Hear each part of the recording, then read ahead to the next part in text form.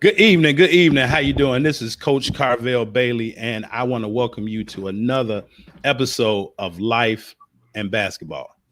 And what we do on this show is we talk about how both life as well as the game of basketball are synergistic and how they have so much to do with one another.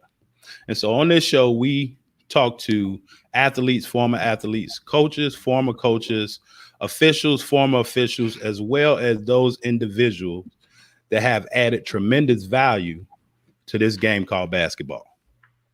And so the show is being brought to you by my first book, right? Understanding Life Through the Game of Basketball. This is where the show was birthed from this particular book, because life, just like basketball, there are certain principles that you live by to be able to win the games and to be able to put yourself in the best position to be able to win in life. And so I'll share, how you can get copies of this book as well as my second book, Creating the Perfect Storm, later on in the show. But today is a special day for me, right? So it's certain people that you would like to interview, certain people that you would like to bring on, certain people that have been a part of your life, and you not only respect them, but they've helped you grow into the person in which you are. And that's what today is. And so my guest today, I call him Coach, right? But a person that I saw growing up playing basketball against the likes of my brother, and then watching in college and then so forth, and the way that life happens, wound up being my coach. But this individual not only was a great basketball player, but has even a better basketball mind. When we talk about this coaching game and building relationships and understanding people, he embodies it. As Stuart Scott would say, like cooler than the other side of the pillow. And just so happens, this show today, right? This show, dating myself, but it's actually a special day for him, and we'll get into that later. And so it's even a little bit better, right? Like warms my heart a little bit more that on this day he was able to, take time to spend with us to be able to just share his story. And so I am happy and proud to bring to the show, again, someone that I call coach, someone that I call mentor. I would like to present to some and introduce to others, Coach Gene Cross. Coach, what's up, man? How you feeling? After that introduction, man, I might need to retire. How are you as my agent? How are you doing there, Carvel? Man, I am doing amazing. So Gene Cross, before we get into the coach, Gene Cross, just tell us just a little bit about who is the person, Gene Cross. Oh, wow. You know what? I'm just a kid from the west side of Chicago who, wound up growing up there and then moving out to Oak Park, moved out to the south suburbs, grew up around the game of basketball. It was a family thing. As a matter of fact, because my grandfather was a coach, my cousins who were coaches, and my father played at SIU, and grandfather played at Illinois State, and wound up becoming being a college player, and then going on and coaching at the collegiate level and coaching at the professional level, and now on the front office side at the professional level. So it's, that's who I am as in a nutshell, but a guy with kids and family and friends and mentors and a bunch of people that have helped propel me to a position where I can call myself successful. I love it. The west side of Chicago, huh? So tell us about that. What was life like, growing up, being born on the west side of Chicago? Well, you know what? That's all I knew was the west side. I mean, my mother and my aunt, they came up here when my mother was in high school, so she went to Marshall. Okay. And then I would have gone. I was closer to Prosser or Austin. So I mean, it was I went to Catholic school right here on the Potomac and Massasoit. right in the Austin neighborhood. And, it was like any typical upbringing. My mother worked, my father wasn't in the picture, but I would, go to school, come home. I was an altar boy. I was a latchkey kid, and just growing up, trying to stay out of trouble. Matter of fact, we would get out of school at 2:30, and we would play a little bit on the playground, but we'd have to run home because sometimes, when public school would get out at 3, they would kind of harass us a little bit because we were the Catholic school kids, so they weren't having it. So I had to run home and get home before public school got out. But when it's all said and done, I was friends with all those cats, so it was all good. Okay. Now, I don't want to say that you dating yourself, but I understand what you're talking about. Latchkey kid. Yeah. Can you break down, right, as we know it, what a latchkey kid is? But then my next question is, how did being a latchkey kid help you become like as responsible as you are now? It was. I was in the 4th grade when my mother, she worked, of course, right, so she was like, "Okay, here, this is your key. You hold on to this key. You go to school. You come home. You open the door. You lock the door. You don't let anybody in, and you don't do anything until I come home. So I would go to school, and then I would walk myself home or run home in some cases, and let myself in, lock the door, do whatever chores I needed to get done before she got home, cook myself, make myself food, whatever snacks I needed to make, get my work done, and then I'd meet her at the back door when she got in. So I think that ultimately you learn a level of respect for authority first and foremost, because what my mother said, that was the law. And so she said, you come home after school and you do your work and you get these chores done. You don't open the door for anybody.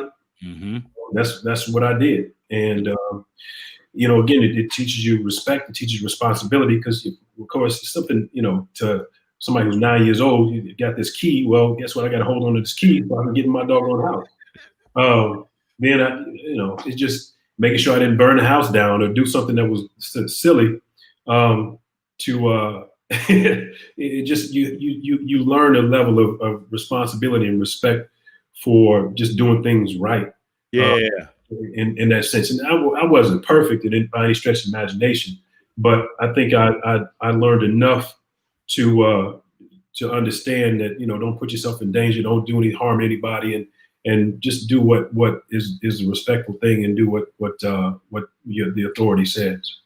Yeah, that's and you said a lot there, Coach, and I don't like to speed over certain things, because just in conversation at times we can just kind of speed over certain things, but you were given keys, and it. My wife and I was talking about this a couple weeks ago, with our daughter, and like, wow, like you really don't have no keys. And yeah, you had a garage door openers and all that now, but to be given keys as coaches, as teachers, as parents, it's a lot of responsibility, right? And we're going to get into it on the basketball side, sure. Especially a coach with his ball, with his point guard, is almost synonymous, right? Yeah. But to give you that key, that responsibility, and then you said that you had to do chores, right? Yeah. So it wasn't necessarily coming home playing the video games, and there's nothing wrong with that as long as you don't overindulge, but you came home, you had to do what you were supposed to do, and then you can go out. Can you talk to me a little bit about, and the reason why I take time on the foundation, because I want people to know who I'm talking to before we get into the basketball, because everybody think they know basketball. But so did it mean more to you to not let your mother down as opposed to go out and like kick it because she was gone. So you could have, you know what I'm saying, bounced and did other, but like how much did it mean to not let her down? Because I'm giving you these keys. So like that's a responsibility, Gene. Yeah, no, it is. I think that was the biggest thing, is not let my mom down, because I knew how hard she worked. I didn't really understand it until I got older. Right. But CJ said he had keys in third grade. Cliff Jackson. But no, I didn't want to let my mom down, and I didn't want to let my grandparents down. You know, my father's parents were involved. They were educators, and so they instilled a level of responsibility in me as well. And you know, they were about doing the right things, and so you know. And again, I wasn't perfect. Right. No kid is, no person is. And we ain't had cell phones back then either. No. Oh Lord have mercy. So I tell you this much. I may have come in, I may have played some video games. Now I'm not going to tell you what kind of video games, because they were the old kind. Right. But I made sure that you know, before it was time for her to get home, I scrambled and did my work. I did those chores, and I sat my butt down at the kitchen table, and I was doing my homework. Yeah, absolutely. So now, come high school time, you know, you all move out to the suburbs now. Yep. And you attend Rich Central, as it was known at that point. You know, they've since combined, you know, it's Rich Township now. Sure. When I sat back and when I thought about, man, like, you know, so the title of this show is, you know, the stairs work well, especially for Olympians, right? Yeah. When I think about your journey, and you know, we're gonna get into it. You ain't take the elevator, coach. You know, and but you hone and like took responsibility, right, for you and where it was that you wanted to go. Sure. And maybe nobody even saw it but you. But when I thought about it, you know, and I said, man, you really were blessed to have some really good coaches. I was really fortunate. Yeah, I'm sorry. And it started with, well, I ain't gonna say it started, but at Rich Central, you were coached by a gentleman named Ron Brower. Yeah. Amazing basketball mind. Yeah. Talk about playing for Coach Brower. Well, it's funny because it was at first. You know, I went up through the ranks. I went up. I played freshman for, went in sophomore for Coach Boyko, and then Jacobite. And Jacobite was an assistant. Okay. But Jake was assistant. Coach Brower was, you know, again, watching, and I went to school with Kendall Gill. I was a freshman when Kendall was a senior. So watching him, you know, watching that team go downstate, and you know, Keith Gill and some of the players that we had there. I mean, I admired those guys, and so I wanted to be just like them. So I would look at coach and how they would interact with coach, and so they had a level of reverence for him. With, you know, we ran this, we called it 41, which is 1-3-1, you know, half court trap, which was a menace. You know, Kendall was a menace up top on that press. Yeah, it was a staple for us, and you know, I saw what he was trying to do, and I said, okay, you know what, I'm going to do whatever I have to do in order to make sure that I'm successful in this particular style. And he was tough. You know, he was hard, but you know, he was on point. He was fair with the way that he interacted with us. And you know, I remember going over to his house with a couple other teammates and being in his pool, and him, you know, and his wife cooking food for us, and he took an interest in us as not just as basketball players, but as people. Yes.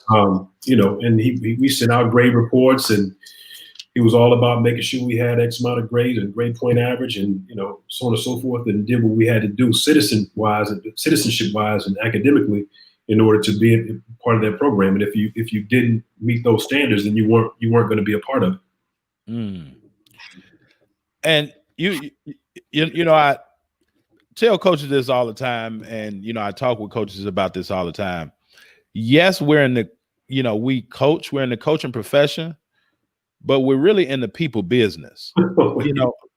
Yeah. Like, can you talk about that? And again, I think that you've mastered relationship building, but can you talk about, like, as coaches, like, we're really in the people business, and it's parents that, watch this show, and it's, a lot of parents get a lot of misinformation, and they, get upset, or, I talk to other coaches or college coaches, and we talk about, like, the transfer portal and all those numbers, like, being so high. Well, but it kind of comes back down to, they recruited a basketball player and they didn't necessarily recruit a person. Sure. Like, I mean, can you talk about that? Sure. It's that's one of the biggest parts about being successful in our realm, and just in general, I think, is trying to dig into somebody's chest and try to figure out who they are, and being able to wrap your arm around them and hug them up, but also be able to wring their neck a little bit if they need it. But ultimately, I think it's about, if someone knows that you care about them, then they'll run through a wall for you or do whatever they need to do in order, just like I said, to not want to disappoint my mom, to not disappoint you. Absolutely. And even through whatever disappointment or the highs and lows throughout whatever those relationships are, you still can wrap your arms around them and love them, even though you're disappointed in them, or you can just beam with pride as they accomplish what they want to accomplish in life, and what they set their goals out to be. So, but in as much as that, I think it's just about being genuine, being real, and listening and being compassionate. I think that has a lot to do with relationship building and finding out what makes somebody tick and what's important to somebody else, paying attention to what's important to somebody else, so that you really can understand and feel who that particular person is, and then you build a relationship on from that foundation. If you show somebody you really care about them, then they wind up maybe seeing you in a different light. Absolutely. And, I mean, for those that don't know, as John C. Maxwell says, I believe it's John Maxwell, right, that people don't care how much you know until they know how much you care, and as you said, the secret to getting players to run through a wall for you, show them that you care about them. I mean, really, it's really that simple, ain't it, Coach? That's the bottom line. If they don't care about you, they'll do something for them or somebody else. But if it's for you, maybe not. But if it's they're more than likely to do something that might be more difficult or challenging if they feel like, this person cares about me. They want me to succeed. They wouldn't put me in a position to not succeed or to do something that would be harmful and not beneficial. I love that. And so a personal coach of mine, right, like personal development, he always talks about being able to move people without putting your hands on them. And what you said is that they'll do things that are maybe more difficult for you, which our job and your job, right, as a coach, what you've done, be able to really, like, stretch players, beyond what you think that you can do, or just people, what I'm saying, regardless if you're a parent, a coach, whatever, but just being able to stretch individuals to be able to do that thing that's a little difficult that they wouldn't necessarily do, so I, think that that's a great point. And so you were a freshman when Kendall was a senior. And so my brother was a junior during that time. And I vividly remember, I'm not sure if you remember it, but the score was 120-49. I was in the 7th grade, man. I was so embarrassed for my brother now, right? Rich Central came to Rich South and beat them 120-49. But that was the first game, right? Like, when you talk, when people say, like, when did you fall in love with basketball? And it wasn't at this point, but I never forget this point. It was the first time that I seen Kendall Gill do the kiss the rim dunk with the left hand. Yeah, yeah. And when we talk about Kendall Gill, Phil Henderson, all of those people, even doing your junior and senior year, and what was the work ethic like, Coach? It's. I remember just being in the gym, all the time, or just being somewhere playing ball. I remember coming for, in the morning to lift. Or I remember coming for intramurals after school and then just playing afterwards until the last bus went home, to the 6:30 bus. Yeah. To get home. So it was all about just getting in the gym and just hoping. There wasn't much of these workout guys or play development. It was just us playing. And whether it was playing in our gym or in the back gym, or we'd play on the weekends and go to the park up in Madison. Yeah. So it was all about just just hoping. Yeah. And as you said, playing somewhere, right? You was playing somewhere. Athletes now, and times are changing, in terms of violence, but athletes nowadays, really all that they know are, is gym, air conditioned gym, right? Talk about playing on a black court. I mean, and in terms of, again, as you as a coach, being successful, understanding relationships, being able to stretch people to do more difficult things, but that black top just like it is different. Like, I mean, it just builds toughness. Like, I mean, can you talk about that? Well, it's funny because and the parks would be packed too. Packed. So you be packed and you come in, you're like, okay, who got next? And so I got next after him, I got next after him. So, everybody getting their teams together, so on and so forth. And when you got on, like if you didn't hoop and you didn't go hard, then, you were gonna have to be off for a long time. And it'd be hot out there, and it'd be just and not to mention you had to be on point because you had the chain links. Yeah. But you talk about going after loose balls and just running to the fence on the baseline or whatever it is. It was rough and rugged, man. And but it was fun. It was all fun, but it was competitive and it was hard. We didn't understand, being in the gym and worried about how our knees or whatever it is. We just hoped that we what it was. Right. But it was fun. It was competitive. It was tough.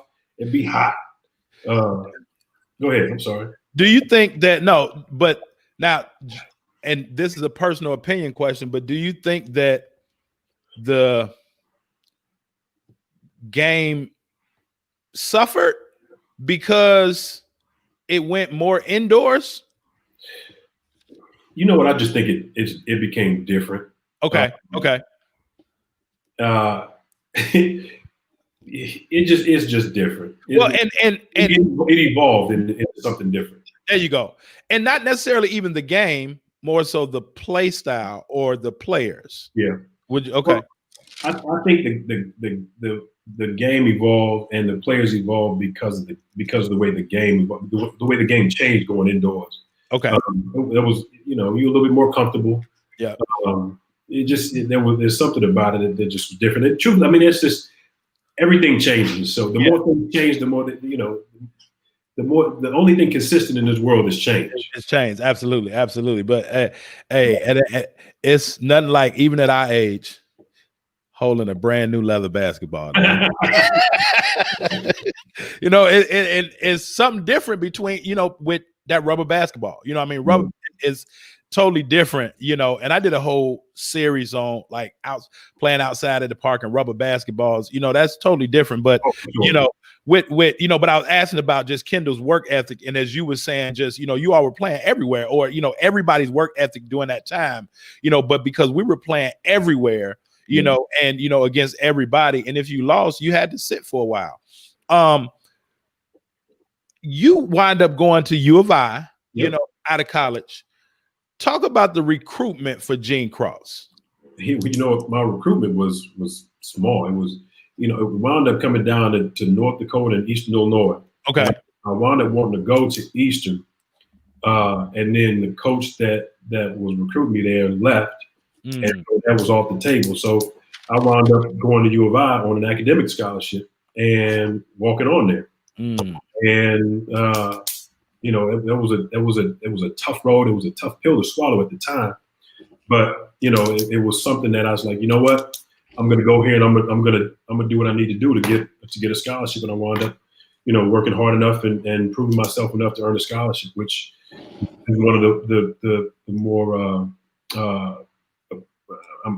it's one of the achievements that I'm most proud of. But one of the things I'm most proud of, is earning that scholarship at U of I, and some of the relationships I have from that from my time at the University of Illinois.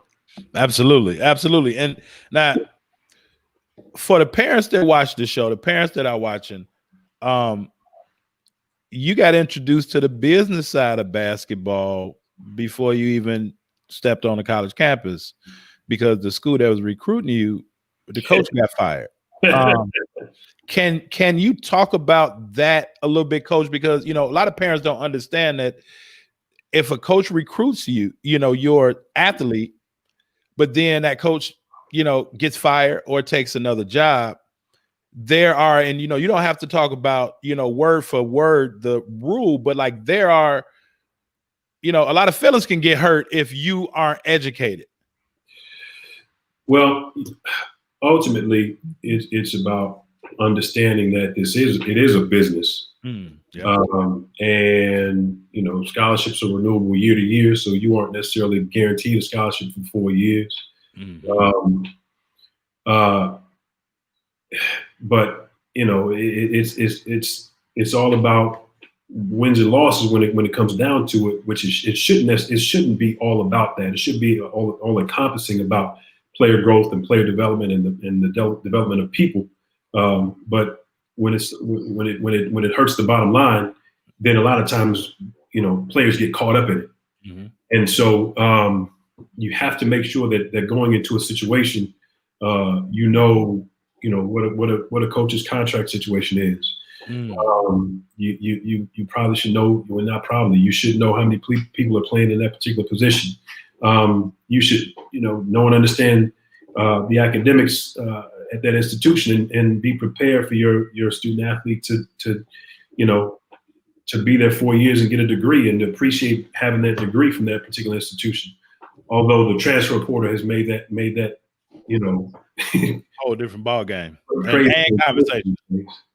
So, but I mean, it's a business. Coaches are in the business of having players on the floor that can help them win. I mean, you have to have a clear understanding of what parameters there are that a coach has for your child before they step foot at that institution, because you could be in for a rude awakening if you aren't clear with what parameters they set and what and how they'll go about facilitating what those parameters are. Yeah, and I think that's probably the best point of all the nuggets that you just gave us. Like, what are the plans, right? What are the plans that a coach has for your child? And to be clear on that. Now, a person once told me, they said, do you understand? Yeah, say, okay, cool, because now that you understand, it can't be no misunderstanding. And okay, what I'm saying? So, but as you said, right, what are those plans? Because this is a business, and you don't want to wind up on the wrong side of it. And not that every coach is out here, or any coach is out here for that matter, to intentionally do something bad. But as you said, things happen, and you should be prepared. But now you go to U of I, and now you're a walk-on. And that's that sits personal with me, because I was a walk-on at UIC, and it's different, and even if you have walk-ons, preferred walk-ons, things of that nature, but it's still a grind, and as you said, it was, you had to get well with it. Talk about the mental side of that now, Coach, right? For high school athletes going to college, and now as a walk-on, and the people that don't understand walk-ons, and you earned your way to a scholarship, but the walk-ons had to be there earlier. They got to stay later. They have to know like the back of their hand. I knew the wheel probably better than Butler when they was running it, right? You got to know the other team's offense, right? But talk about mentally, right? And everything that I teach, right? Because I firmly believe the game is played from the neck up, not necessarily the shoulders down, right? But as freshmen come in and they kind of maybe hit a wall. Yeah. Because they haven't been prepared for that transition, right? But especially just as a college basketball player, and then even as a walk-on, talk about that mental transition of being ready for that next level. Well, the transition from any level to the next level is usually pretty difficult. Whether you're going from junior high to high school to college to pro. That transition, it can really smack you. And going from high school to college, just as whether you walk on or not, there's an adjustment. Right. Now, going in, your mentality as a walk on or just as a freshman, you got to come in with your mouth closed and your ears open. And you were given 2 ears and 1 mouth for a reason. That's to listen more and to talk less. Right. But that doesn't mean you shouldn't ask questions, be inquisitive or seek knowledge, because that's what it's about is seeking knowledge to become better. Absolutely. But the mentality that you have to go in there with is you're just going to do. There's no job or there's nothing that's too small for you to do in order for you to prove that you want to be there.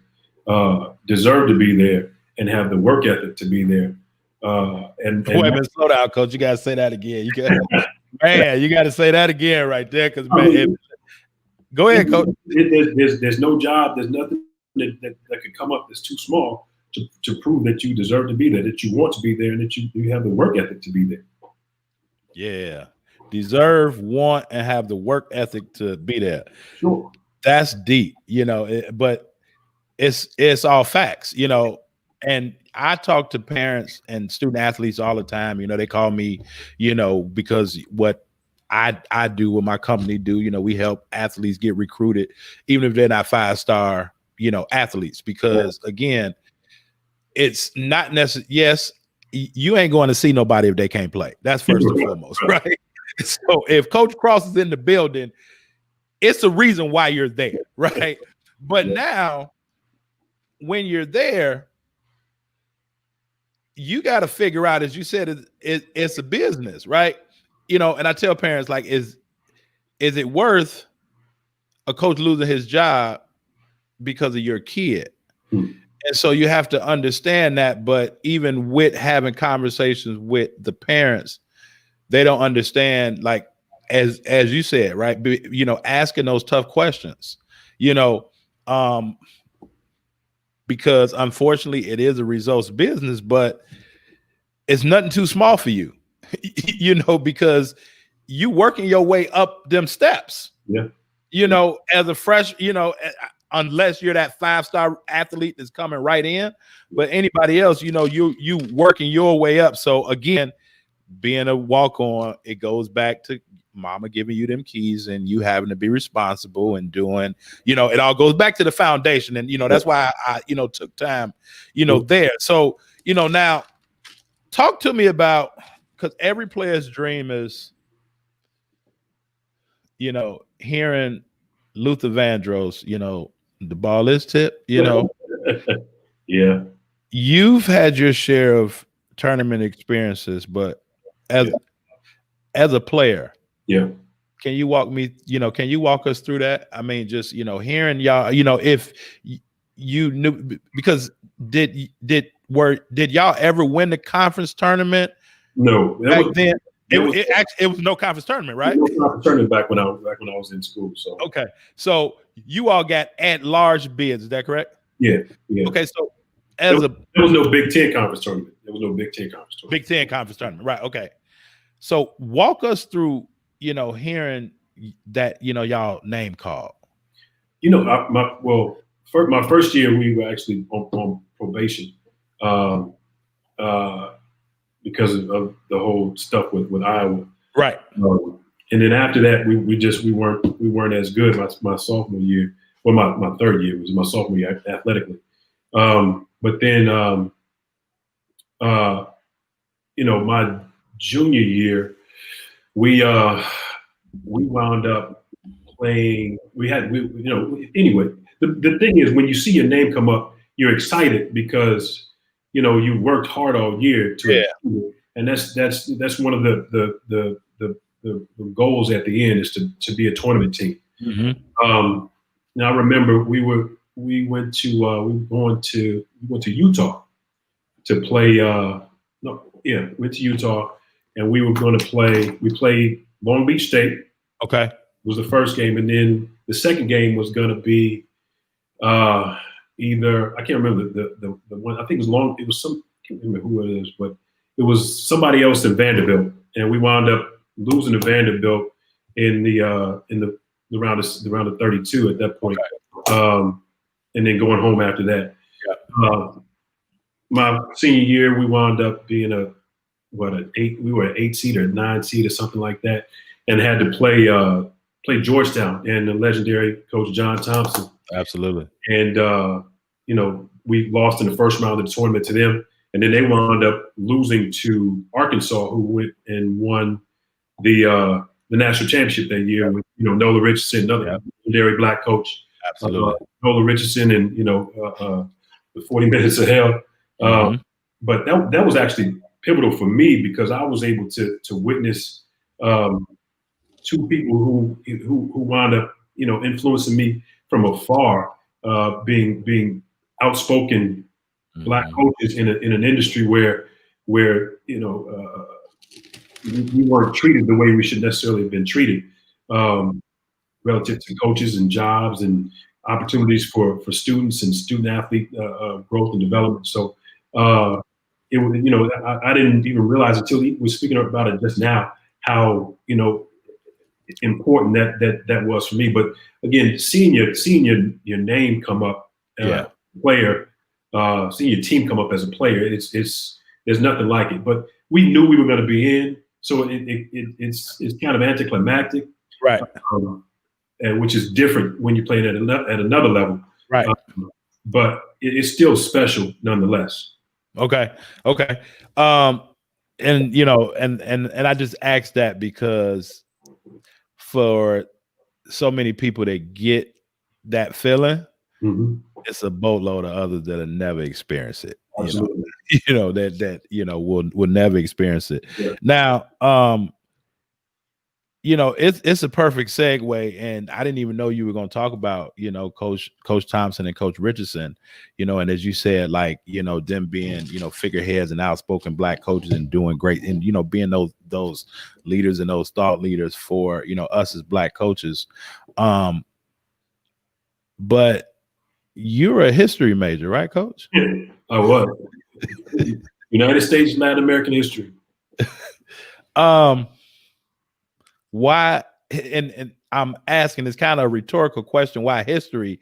But as I said, the segue, because with Coach Thompson, Coach Richardson, whatever, even in the reflection, you always seem to appreciate knowledge, history, right? Learning, like, and I teach U.S. history, and I, like, history was yesterday, it don't have to be so far back, but, and so, like, why history? But what makes you want to be a continual learner, so to speak, like a lifelong learner, always thirsty for, hungry for knowledge?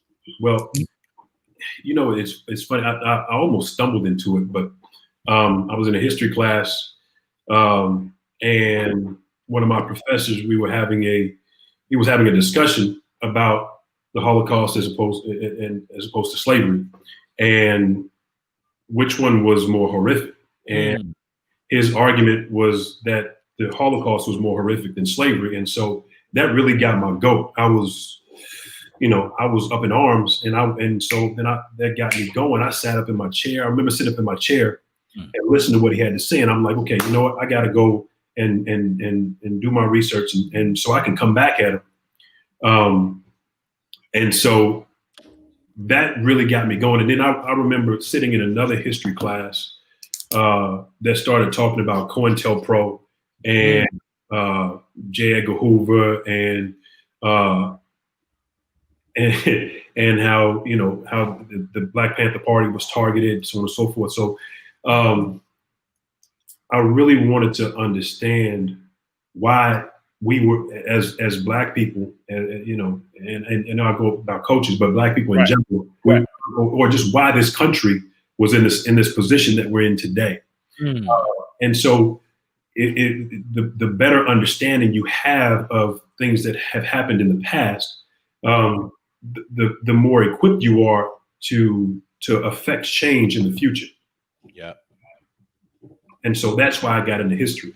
Okay. So, I mean, I think about, just understanding life, and you talk about understanding life through basketball. I was understanding life through history and my discipline there.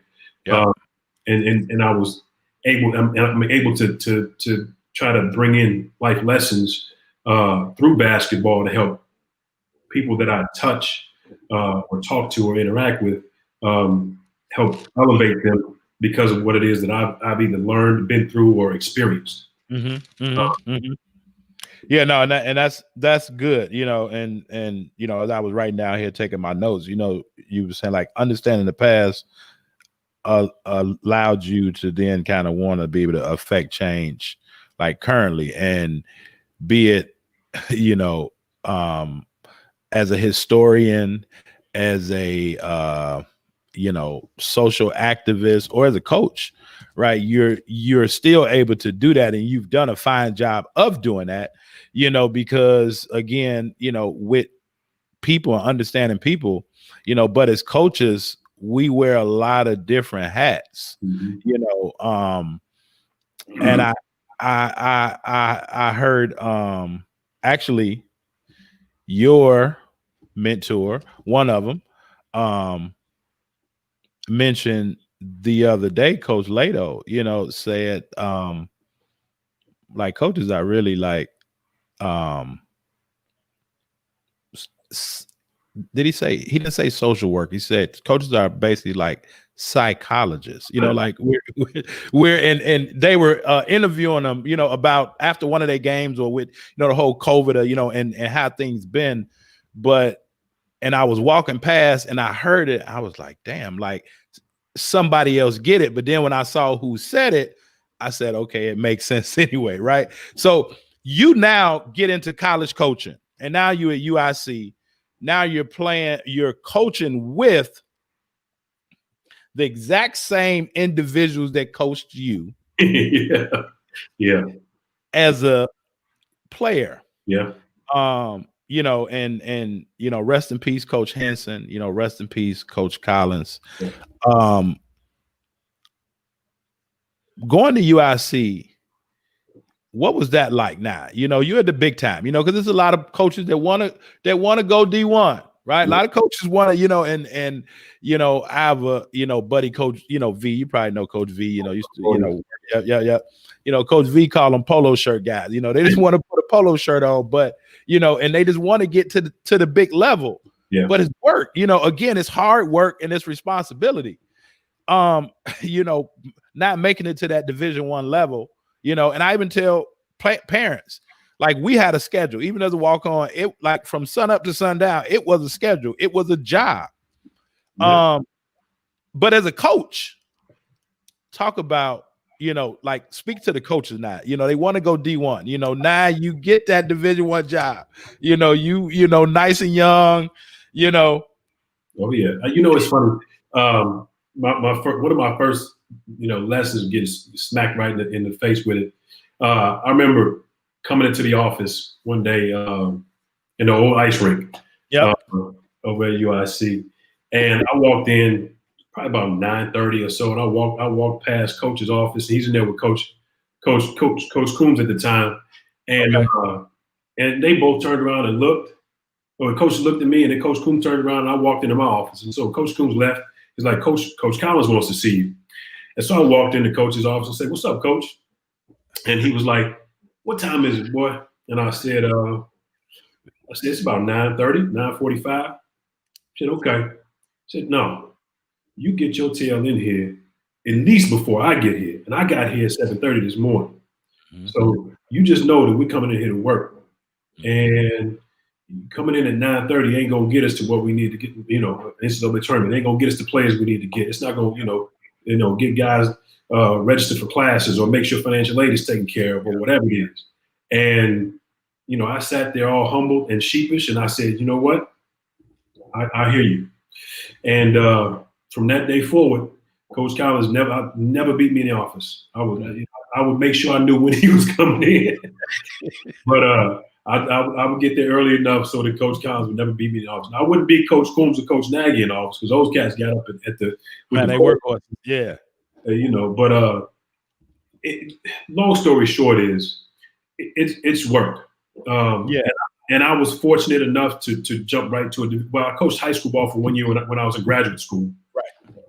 But I was fortunate enough to walk into a plum of a job at UIC with Coach Collins and Coach Coombs and Coach Nagy and Andrew, and actually with some good players. With you think about the guys that we had already there; they were really good players that were there. Absolutely. And so. But ultimately, it was about us and me just rolling up my sleeves and doing what I needed to do.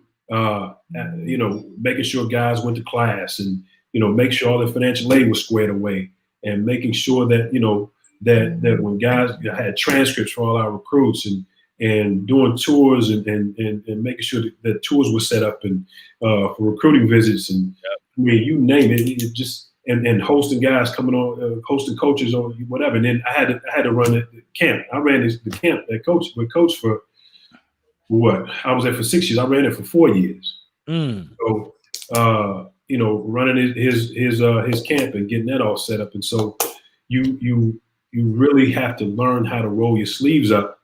And again, there's no job that's too small. I was about to go right back to that. It's the same thing, players or coaches. No, not at all. So if it meant going to check classes, at 8 o'clock in the morning, I was there checking classes. If it meant, going and walking a guy over to go see Denny Wills, who was our academic advisor at the time, going to do that. Yep. Making sure a guy, knew where he had to go eat, whatever it was, or walking to somebody to class. Right. It was all hands on deck. And then it was, there was a basketball component too. There was a recruiting component, you know. So it's funny that you said that, because a couple things, and I was gonna mention, that even as a walk-on, I remember one time you came up to me and was like, "Vel, you ain't go to class today." And I'm like, and I tell the story all the time, right? How Coach C would line everybody up on the baseline, and he already knew the answer before he asked the question. Oh, sure. And he'd go down every person. Yep. Did you go to class, Lo? Mark, you go to class? Ani, you go to class? Right. Mike King, you go to class? Carvel, you go to class? And if you lied to him, man, please. It was worse. And me and Lo was laughing about it. When Lo was on the show, me and King was, but to go have to get that extra workout from Markov, but you came to me and you was like, "Man, how come you weren't in class?" And so always understanding and respecting you, and I still call you coach to this day, right? But because I was a walk-on, I think that you understood, and I was treated like everybody else. Absolutely. But you came and called me on the one-on-one, like, if I come back and you ain't in class, like, it's gonna be And it was like, man, like we went, like I went to South, you went to Ridge Central, but that look in your eye was like, dude, again, like this is business, right? Yeah. And I remember the next day I'm in a whole different class, but I see you got a cup of coffee in your hand and you peeking in the door. And parents don't understand it. Athletes don't understand it. Coaches are coming to your classes to make sure that you're there. Oh, for sure. You know, and I was like, damn, like he showed up, like I'm a walk on, like what? But it didn't matter, you know. But coaches do, like they are coming to check your classes, athletes, right? Parents understand, and you may not know when it's happening, but they're coming. You know, as you said, if you got to walk somebody to class, whatever. But student athlete, you know, can you talk about that for a minute, Coach? Because there's so many athletes or so many athletic students, but not a whole lot of student athletes. You know, it's so bottom line, you have to do what you have to do in order to be at a university and participate in athletics. Mm-hmm. And going to class is truthfully the easy part. Because if you're going to class every day and you're sitting in the front row or sitting somewhere in the front and you're engaging with your TA, professor, whomever it is, you go to office hours, and you're doing the work and you're showing effort, then people are going to try to make sure that you're successful. Absolutely. Because again, you're showing an interest in something that's their discipline. That's what their life is. Mm-hmm. And you may hate history, you may hate sociology, whatever it is. But if you're there for a purpose. You're there to learn. And college is teaching. Ultimately, it's about teaching you how to think critically and how to perform certain tasks, and to give you a basis on how to get more knowledge, how to procure more knowledge from different disciplines, different areas of aspects of life. Mm-hmm. But it's about just showing an effort and trying to enlighten yourself, but then also making sure that whoever it is that's trying to instruct you knows that you're putting forth that effort. And if you put forth that effort, then they're going to reach back. Absolutely. If you reach out, they're going to reach back. Absolutely, absolutely. And you know the way that it was put to me, based on with everything that you said, was like people drive past hitchhikers all the time. But if that person run out of gas and they push in their car, somebody will probably stop to help them. Yeah. And what are you doing to help yourself? But so if you show me that you care about you more than I care about you, then I'm willing to help you. Yep. And that's a great point. Now let's talk about the other side that people don't necessarily want to talk about, Coach. It's some people that can't stand that student athletes getting all the privileges, and sweatsuits and gym shoes or on TV or this or that. I mean, it's just some miserable people out here. But you said like sitting in the front as coaches, right? And my thing has always been first two rows, because that's what I was taught. First two rows. It's almost like playing on the road or being Black in America. My dad taught me, and my dad, but he taught me like you got to be 3 times better, right? Talk about why athletes should sit in the first row, first 2 rows, like what psychology goes behind that as a coach, to where now if an athlete hears it, they can understand when they hear a coach tell them next year or later, like, y'all need to be sitting in the front. Well, first and foremost, I tell my kids this, my 2 sons this all the time. And people that I come in contact with, is you're judged by virtue of who you are. Mm-hmm. The way your hair looks, how you dress, how you carry yourself, how you speak, whatever it is. So, I mean, you have to make sure, and fair or not, then that's just the society we live in. We all have implicit biases that we have to deal with, each and every one of them. Mm-hmm. But the thing is, we're dealing with somebody that may have an implicit bias that has control over something that we need, which might be an A, B, C, or whatever it is. Right. So it gives you a better opportunity to control the narrative. Mm. So you come in and you sit in the back and you get your leg, you're sitting on, leaning over as if you're disinterested, you might fall asleep, whatever it is, you're more likely to sit in that front row and pick up something that you may not have picked up if you're sitting in the back. Yeah. You give the impression, even if you're not interested, the impression that you know what, I'm somewhat interested if I'm sitting right here in the front row. And I think it shows a level of respect that, I'm here, I'm attentive, and I'm willing to learn. I love it. I love it. Willing to learn, and again, I didn't know that we'd be going back to this so much, but like is and I want to make sure that I say it right. It's nothing too small, right? Nothing too small. That's easy. Row.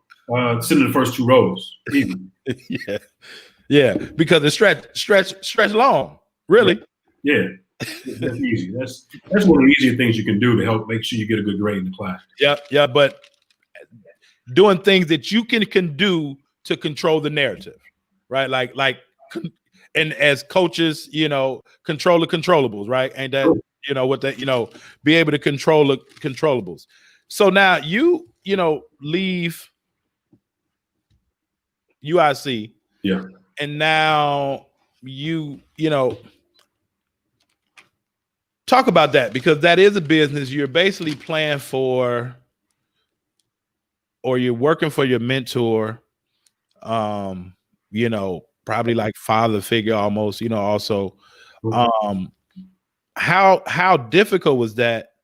And did Coach C, because I can almost imagine, like, did he not push you out the door, but I'm pretty sure he encouraged you because he wanted the best for you. Yeah. I think the coaching encouraged me to always spread my wings and to grow professionally. And it was one of the reasons why I wound up being the president of the National Association of Basketball Coaches Assistant Coaches Board because Coach pushed me out there and kind of got me out of my comfort zone there. But when Dave Lato got the DePaul job, he and I were friends already. Okay.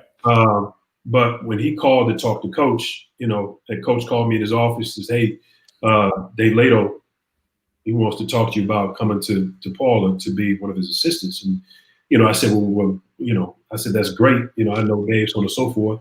What do you think?" He said, "Well, I think you need to go talk to him. And give you something that you want and that you like, then you got to go." Only in Jimmy Collins' voice too. I get. Well, yeah. I didn't want to get too deep into the Coach Collins voice, but I think he understood that being at that time DePaul was in Conference USA, and making that move would be best for me moving up in the coaching profession.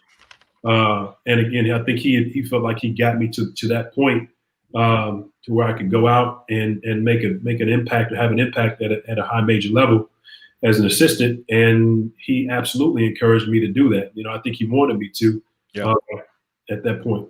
Yep. And I think that you said something fitting, and like, the name of my program is Be the Right Recruit, right? You have to become that person to get whatever it is that you want, right? But, and athletes, parents, they want their kids to have so many offers. Athletes want so many offers. That's all fine and dandy, but you really only need one, right? And you need the right one. And you said at that particular time, DePaul and Coach Lato was the best fit for you. Yeah. And so I'm pretty sure that Coach Collins understood that you was going with a genuine person too. Yeah. Had it been somebody else, may have been a different conversation. Yeah. But now you go to, DePaul with Coach Lato. And at this time I had just started coaching. And so I remember you called me. It was about 8:30 one morning. We had just, I was coaching at Hyde Park, and I'm not sure if you even remember this, Coach, but we had just knocked off. We beat 3 West Side teams in 4 days. We beat Crane, beat Farragut, and I don't know who the other one, Western House, for the championship. And you called me the next day and you said, Carville, I looked at my phone. I'm like, damn, Coach Cross calling me. You was like, I'm like, man, I got no class. You like, Carville, where's Stephon Hannah going? And I was like, nowhere. Like, he's open right now, Coach. You was and this is what you told me. And if you can slow down on this for a second, but you said, I like him because he plays at one level the entire game. He don't take plays off. Period. Right? We know what Stephon Hannah became in high school. We know what he was. And at this point, senior year, and hear me, the first 3 games of the season, we knock off 2. Well, the first 2 games, we knock off 2 West Side. We knock off Crane and Farragut at Farragut. We go to St. Xavier and play Westinghouse with Tom Tom and Big Dre and right. And we knock them off. And Steph is leading up to who he is or who people know him to be. Yeah. But you was like, he plays, right? It wasn't necessarily right, his jump shot and but really like motor, but really I called it his respect for the game of basketball because he didn't take plays off. I mean, can you talk about like that, like not taking plays off or just, the importance of like, because people go here and then they give you this and then, can you talk about that? Because I vividly remember that conversation. I'm like, damn, I never heard that before. Well, I mean, I think that he like Steph was just different in general, just because he was relentless. And, it brings me in the mindset of a Patrick Beverly too, or Mark Miller or somebody of that nature, where they just come at you and play at such they play so hard that they almost render their opponents into submission. And it's that relentlessness that's attractive, I think, to a coach or to a potential employer or to somebody who you're going to be in a I don't want to say in a foxhole with, but just side by side with, battling for something. So it is, if you don't have to coach effort and you can focus on other things, X's and O's, or just making sure you got the right pieces out there or the right people on the court or whatever it is, then that's half the battle right there. The minute you have to start coaching a guy to play harder or to give more effort, you're fighting almost a losing battle. And so, trying to get Steph or to talk about Steph or to have players like that or to be a player like that, I think that's an integral part in putting a group together, is to have people out there or to have more people out there that will be on 10, because you can always throttle somebody back. It's harder to rev them up. Right.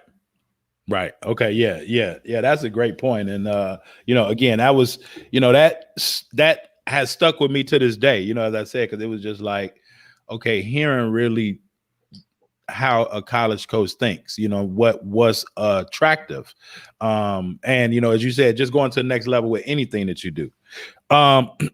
You all leave DePaul and you all go to the University of Virginia. Mm-hmm. So you go from UIC, then Conference USA DePaul, and now the big lights. The ACC. The ACC. Ooh-wee. Talk about that ACC environment, Coach. Ooh-wee. It's unbelievable. We walk into Carolina, and we'd actually played at Carolina when I was at DePaul, but in the NIT. But you walk into Carolina and it's just splashed with that Carolina blue, and you got those names in the rafters, and it's in the Dean Smith Center. It's intimidating. Going into Duke and how I remember driving up to Duke. They got people on the side of the road going like this to your bus as you're driving up to go to Duke. As you're coming out on the court, Right there. I mean, it's just intimidating, but it's fun. It gets your juices flowing. Being If at you're a competitor. if you're competitive, if you're Wilton, if you're one of those Wilton Violets, you ain't gonna make it. And You're gonna stay on the bus. no, might as well, or in the locker room. At Maryland, Maryland at NC State, it's just at Virginia Tech. You go up and down the line in ACC, it's a battle. But that's what you get into this for. You get into it to be in the bright lights and competing against some of the best in the country and the best in the world at that time. So I was just there for the one season, but still in all, it's an unbelievable experience to coach at that level against some of those storied programs and to try to help build up a program in itself.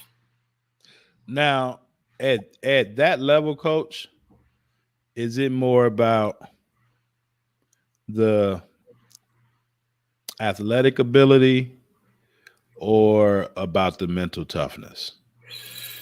You know what? I think it always boils down to mental toughness and the mentality.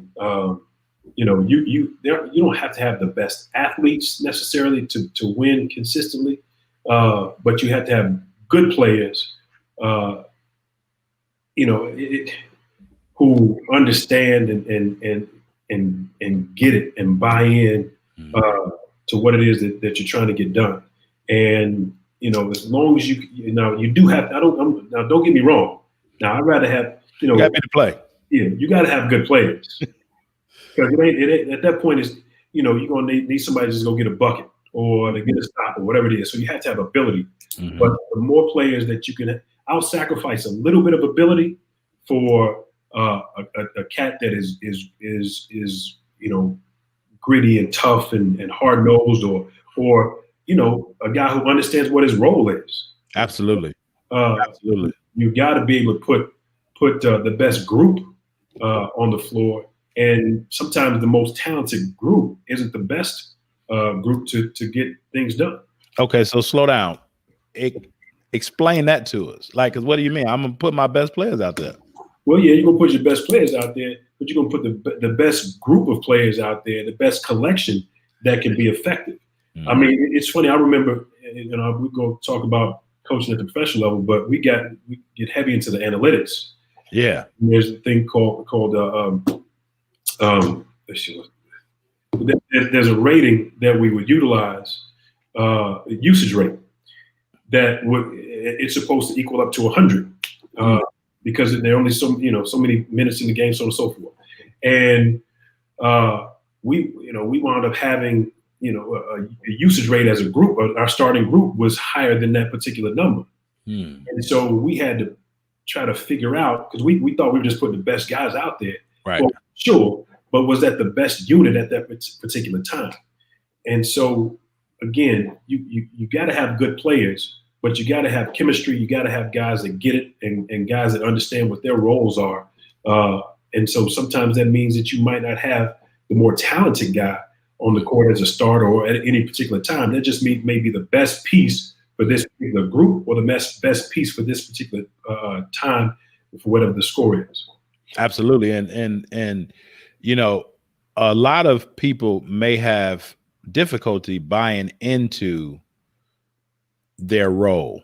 I think that as coaches, I think more coaches could help themselves if they identify roles.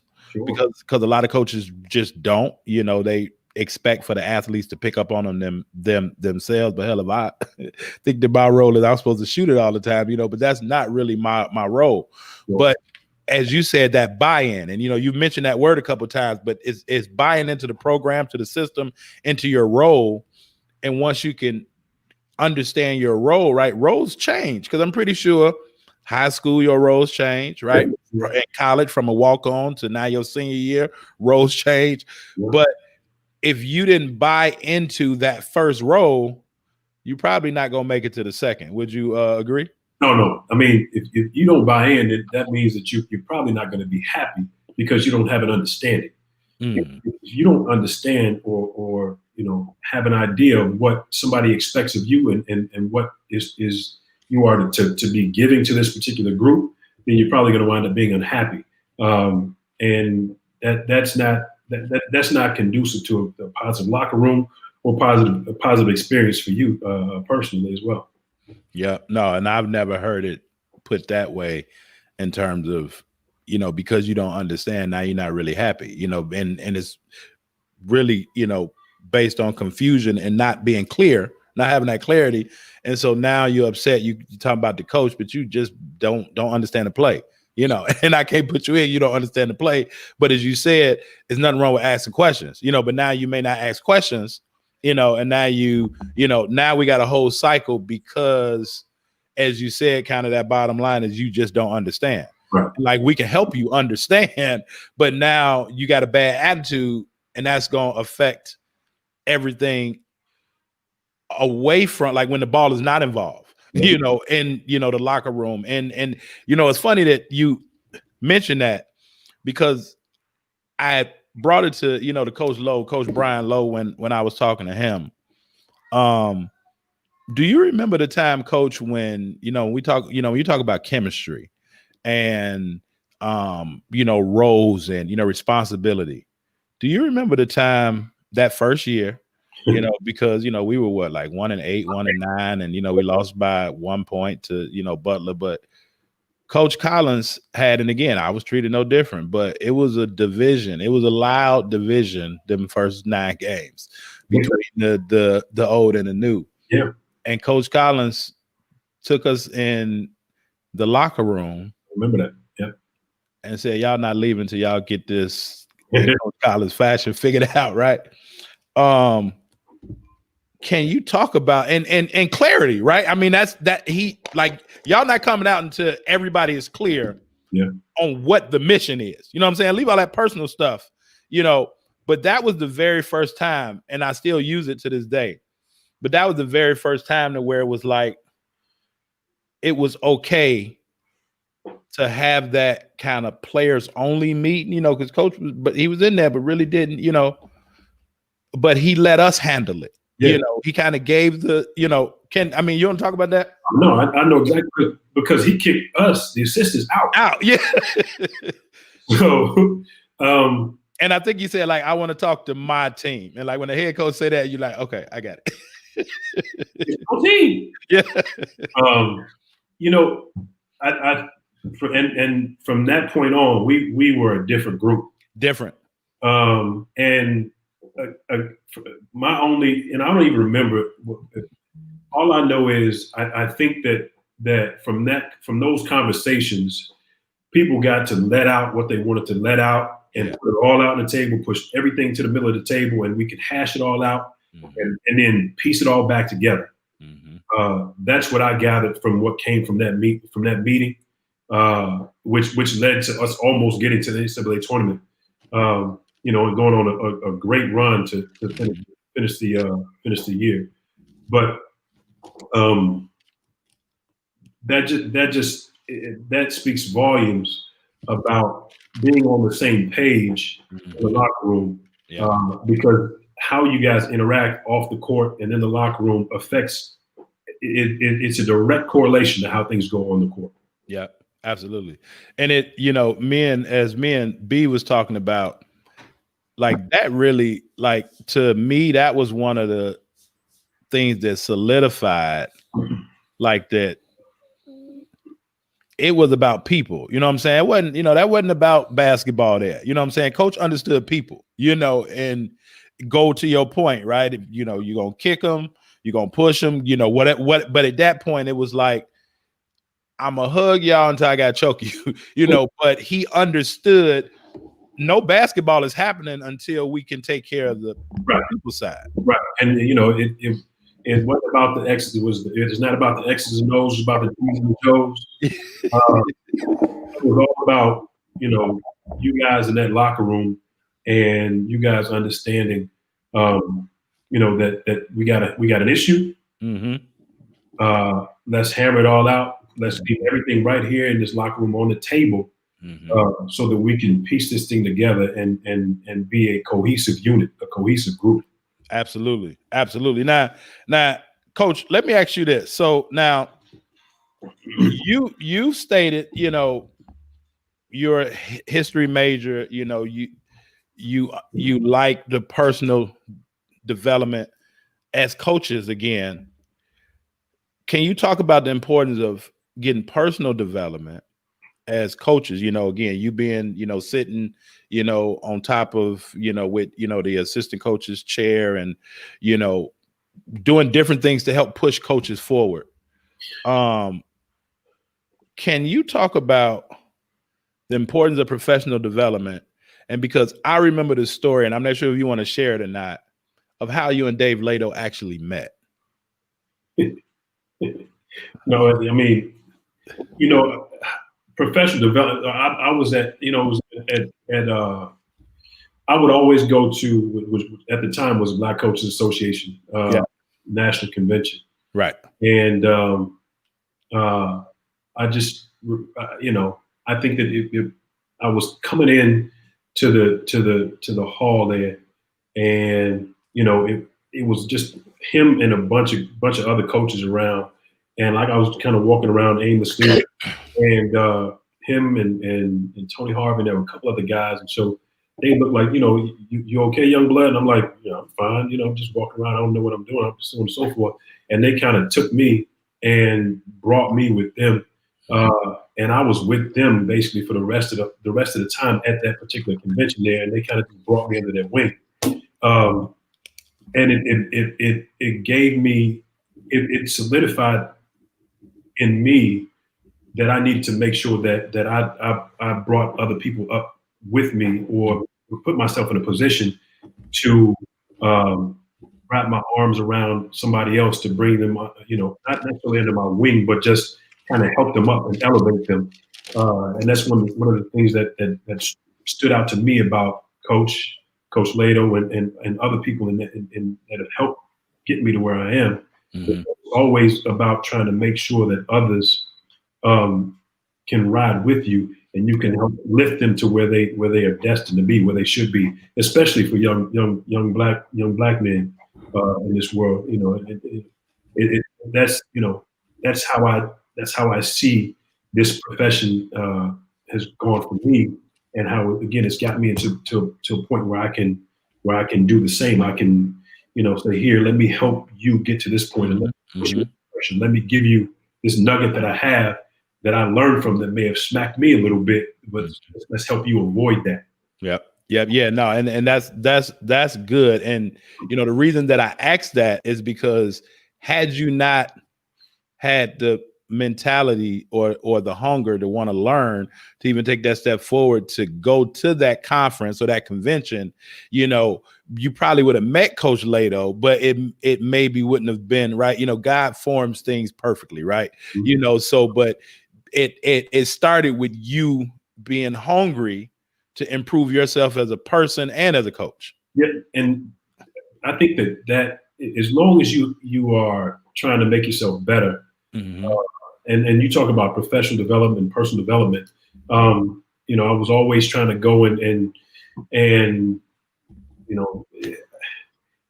listen to different speakers, or go to different XO sessions, or go to something that talked about understanding how to balance your work and life, or mm-hmm. or learn understanding how to network, or whatever it is. Those things they help you.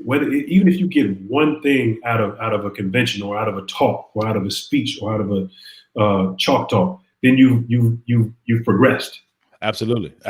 And, it all matters. And, it's a running joke that, I always say when people ask me, I say, so it's two types of people, or it's two types of coaches. It's one type of coach that say that they're going to the coaches convention.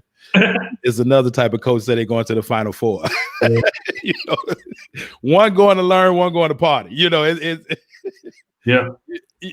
Totally different. But that brings me to my point of, now you go to Notre Dame, right? Prestige, we are ND. You know how they do, Coach. And So, and God rest his soul, as Coach Henson, Coach Thompson, Coach Collins, Coach Donnie Kursky just, recently passed, as well. And, prayers with his family. But I remember the first time meeting Donnie, it was at a coaches convention, CPS coaches convention. And I was my first year at South Suburban, but you were at Notre Dame. Mm-hmm. And you came with Coach Bray. Remember that? To the coaches convention. I think we were at Dunbar. We were at Dunbar. Yeah. And I was like, dang, there go my coach. I'm feeling, I'm there to learn, but I'm like, I'm proud of you. I'm like, okay. And, you was in the hallway and, what up, coach? And, and I was like, coach, I want to work camp. And you was like, okay, call me Monday. I was like, okay, got it. And, mine, now this is after, right, the DePaul and the Steph call or college and everything. Okay. And you put me in tune with my man, Martin Inglesby, man. That's, that's my guy there. And, yeah. And, the rest is history. Like, and from that point, it was like, and not necessarily like under like a coaching tree, but in terms of helping, and I remember while I was at Camp Notre Dame, I had gotten an interview to be the head coach at Malcolm X. This was the first time, and I didn't get that job. But I remember we were in the cafeteria, and you were, doing what coaches do, and you talking with the high school coach or the camp coaches, that's in and everything. And you were sitting at a table when I walked in. You were like, Vel, what up? And you were like, you ready? And kind of like. It's funny because like that conversation Coach Collins had with you, like we here to work now. You know what I'm saying? Like you on my name. You know what I'm saying? And so you said it without saying it. But like you good. We here to work. And man, like Notre Dame, like it's sun up to sundown, Coach. They, that camp go from 8 to 11. And full. And talk about it one level. Like it's one level the whole time. Yeah. Camp feet and the whole nine, but you said one thing, and this stays with me too, because I had my coaching profile, my coaching philosophy, you're like, Harvey, you need to do a coaching philosophy. And I let you read it, and you was like, you sure you want to do this? And I'm like, yeah. You're like, you sure you want to move up to the college ranks? Yeah. And I was like, yeah, why? And you was like, it's a lot of snakes. You was like, man, you got to, if you want to do this, you got to be sure about yourself. You know what I'm saying? And, we talk about self-awareness. You went to being, authentic, but not caring about, people say or whatever. But that, that conversation in the cafeteria, you was like, are you sure you want to do this on the college level? And, you was like, because it can get dirty, at times. And I was like, yeah, but it stood with me because those times when adversity hit, I'm like, this is what Jay was talking about.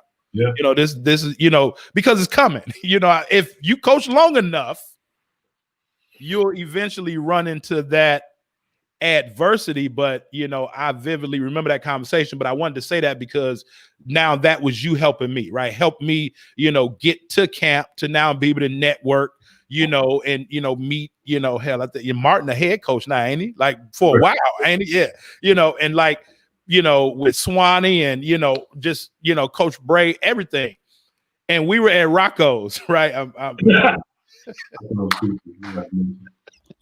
We was at Rocco's having pizza, again, that chalk talk coaches. This is when, this is the good part about camp, right? Yeah. And I was like, man, I wanted to take time to talk to Coach. And I don't think I ever told you this, but me and actually Marcus Floyd, I'm not sure you remember Marcus because it was the two coaches, I think, from St. Louis used to come every year to the two black guys. They all did like 40 years. Yep. And, me and, we was like, where's Coach Cross? And he was like, oh, Gene in Vegas. It's like, huh? He was like, hey, Gene is Gene. He said, hey, I let Gene go and I let Gene do what he do. And I don't be bothered, right? But it was at that point, and I'm making that point to say at that point, it goes back to responsibility. Yeah. Your mom giving you them keys. And at that point, that was when Anthony was still there the first time before he left to become a head coach and came back. Mm-hmm. But he was like, man, Coach Bray is the type of coach. He ain't gonna micromanage you. No, not at all. Whatever type of coach you are, as long as you do your job, Yep. Coach Bray, you know what I'm saying? Because we like, why Gene in Vegas? You know, he was like, well, the AAU just started, whatever. So, it's the first day. So he want to be out there. And he was like, I ain't gonna see Gene again until camp start for the second session. You're gonna be out there for a whole week and a half or whatever. But he was like, hey, but talk about that trust and working for those people, because it's different type of coaches, but like, and when he said that to me, it was like, man, okay, he trusts you enough to where he know that what the program need, and he know that you're going to come back with it. I think at that point, I'd been around the business long enough and had learned enough respect around the business for people to understand what I was about. And so, I don't think that he would have brought me in if I didn't understand who he was and who he is as a coach, what it meant to coach at the University of Notre Dame, and just what my job was there. So, when you talk about giving somebody the keys or giving somebody a level of trust, a certain amount of responsibility. It was just a matter of him saying, this is what our needs are. Let's go out and get some players so we can, bring them here and win some games. And so he didn't have to micromanage me or anybody else on our staff for that matter, right? Because I understood the gravity of the responsibility that was placed onto me by being hired as an assistant coach at the University of Notre Dame. So, it was I didn't want to disappoint him. I didn't want to disappoint my, anybody that I was recruiting. I didn't want to disappoint anybody for that matter. So I did my job, and again, there's nothing perfect that comes out of any of this, but and we all fall short at some point in time. But it's the longevity that kind of plays itself out. Yeah, no, absolutely. And you've shown it just with your longevity. Now you get the opportunity to sit in that first seat. As you say, you've been around the business long enough. And people know you. They know who you are. They know what type of integrity, what type of character you have. Now you get the opportunity to sit in that first seat. I remember two things. I remember the press conference, and you had your mom there, and but I remember after you got the job, again, I was at South Suburban. This was right before I took the job at Truman. Yeah. And you came in, and you've always been honest with me, and talk, if it, you tell me what I need to hear, right? you can always tell me what I need to hear, and fun or not. But I'm sitting and I'm like, okay, cool, and I'm like, Coach P, he like, hey, your man coming up today. I'm like, who? You like Gene? Like, okay. I'm like, okay, this is my opportunity. Like, man, I want to get, to that Division I level. And, we watched, and, you came and, looked at some guys, and, I think you had been on the job maybe less than 48 hours, like literally. And you told me something, and it helped me understand the business side of basketball too.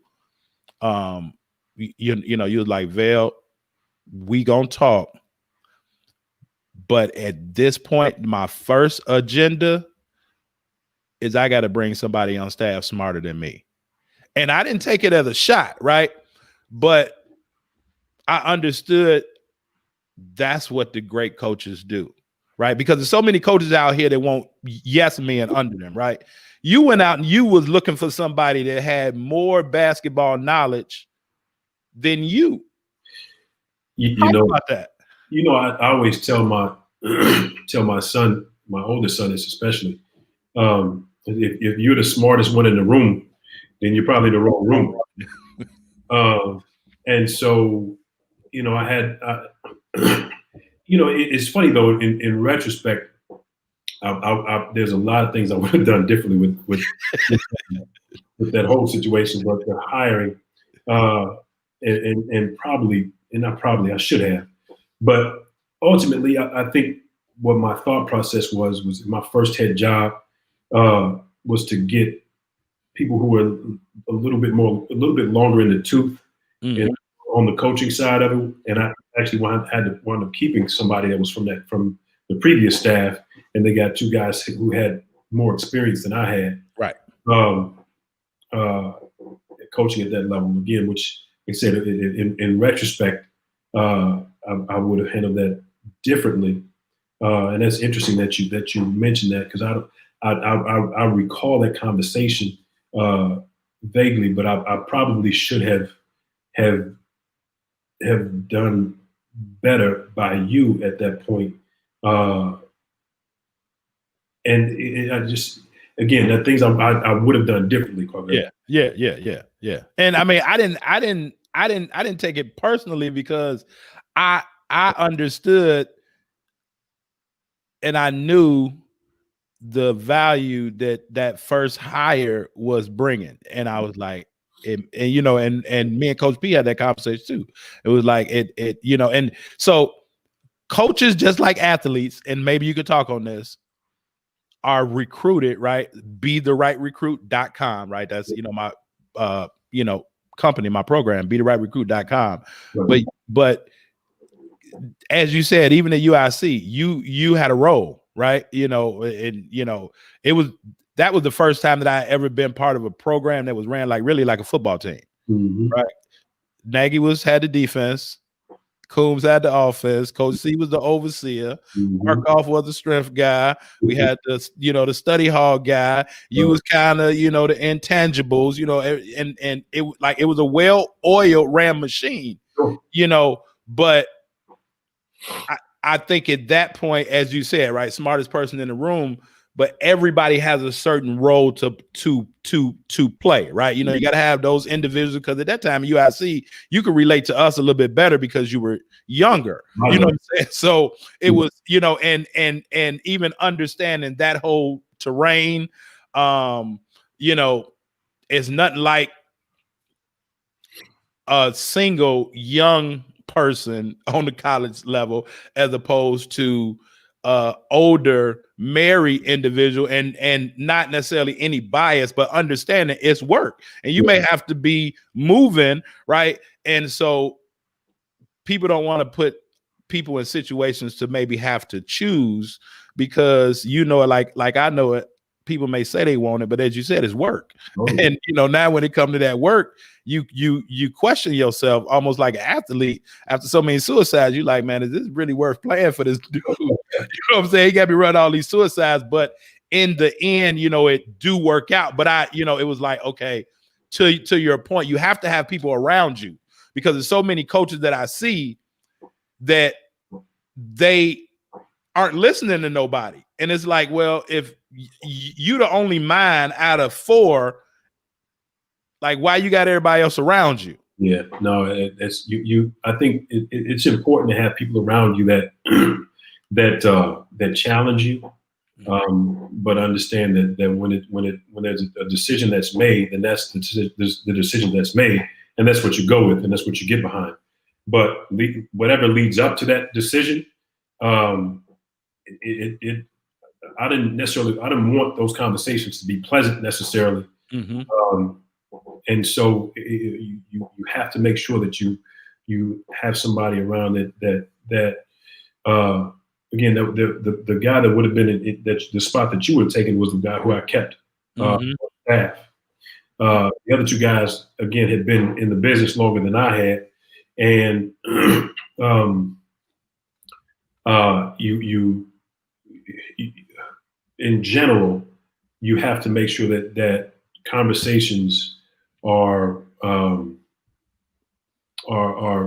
beneficial for the group, but they're not just whatever, just like you said, what you need to hear, Yeah, as opposed to what you want to hear. want to hear. Absolutely. And so now after Toledo, and again, college level or high school level, you've been successful as a player. College level as a player, you've been successful. High school as a coach, I didn't, we were talking about U of I, so I didn't want to be disrespectful and talk about the Ohio State with, so I wanted to keep them separate, Yeah. Can they pull off this win though, Coach? What are you talking Against Alabama? Ooh. I mean, sidebar, but I'm just asking because you did get your master from there. No way. Alabama got too many weapons. Okay, hey, calling it honest, and I think the same way. I just asked that because of your affiliation with the Ohio State. Yeah, no, I mean, I just went to grad school. I finished my master's there. I mean, I appreciate the institution, but no, they go bleed orange and blue though. They go, yeah, for sure. But no, Alabama's gonna smack them. So now you go to the big leagues, right? It's a different challenge. Now you're in the pros. And I don't really believe D League. What like these guys are on the next level, right? Talk about the transition, right? Because we talk about transition as an athlete or as freshmen, as a young assistant coach on the D1 level. Now, how was that transition now going up to the professional level? I got the job as an assistant in the G League for a guy who's about to be a first-time head coach. Mm-hmm. He was 29 years old, and at the time I think I was 30. I was 38 at the time, so he needed an older guy, a more experienced guy to come and kind of help the rope, but just kind of be there as that voice. Mm-hmm. And so it's interesting going from the collegiate level to the professional level. Basketball is basketball, but the rules are different. I was fortunate enough to go with somebody who he actually did have experience at that level, just not as a head coach. So you could learn some of the nuances and some of the differences between the college game and the NBA game. The last 2 minutes of the game's changed. You got to be more proficient with your side out of bounds as opposed to your baseline out of bounds, because their 90% ball is taken out of bounds, sideline out of bounds. Just knowing the timeout situations and how to utilize the timeouts. How to understand the game is longer. And how to just adjust your lineups. And things of that nature. Learning how to even talk to and relate to players who were pros, mm-hmm. not amateurs at that time. So I think that I was fortunate enough to be an assistant for 2 years and then going to be a head coach at the G League level to kind of usher me into mm-hmm. The change. And so it was an adjustment. And the collegiate level, the coaches are the show. That's their thing. At the professional level, it's the players and their show. Right. And so, I think I learned even more so how to relate to people, relate to guys, and try to and getting them to understand that you care. Because at the professional level, like if they really don't care, if they don't think you like, they can shut down on you. And there's nothing you can do, really. I mean, you might be able to release them, or we have more control early on. But at the NBA level, the coach ain't releasing nobody. That's all front office. Right. So you have no control over the roster, but you got to manage that particular roster. Whatever you give it. Mm-hmm. So I learned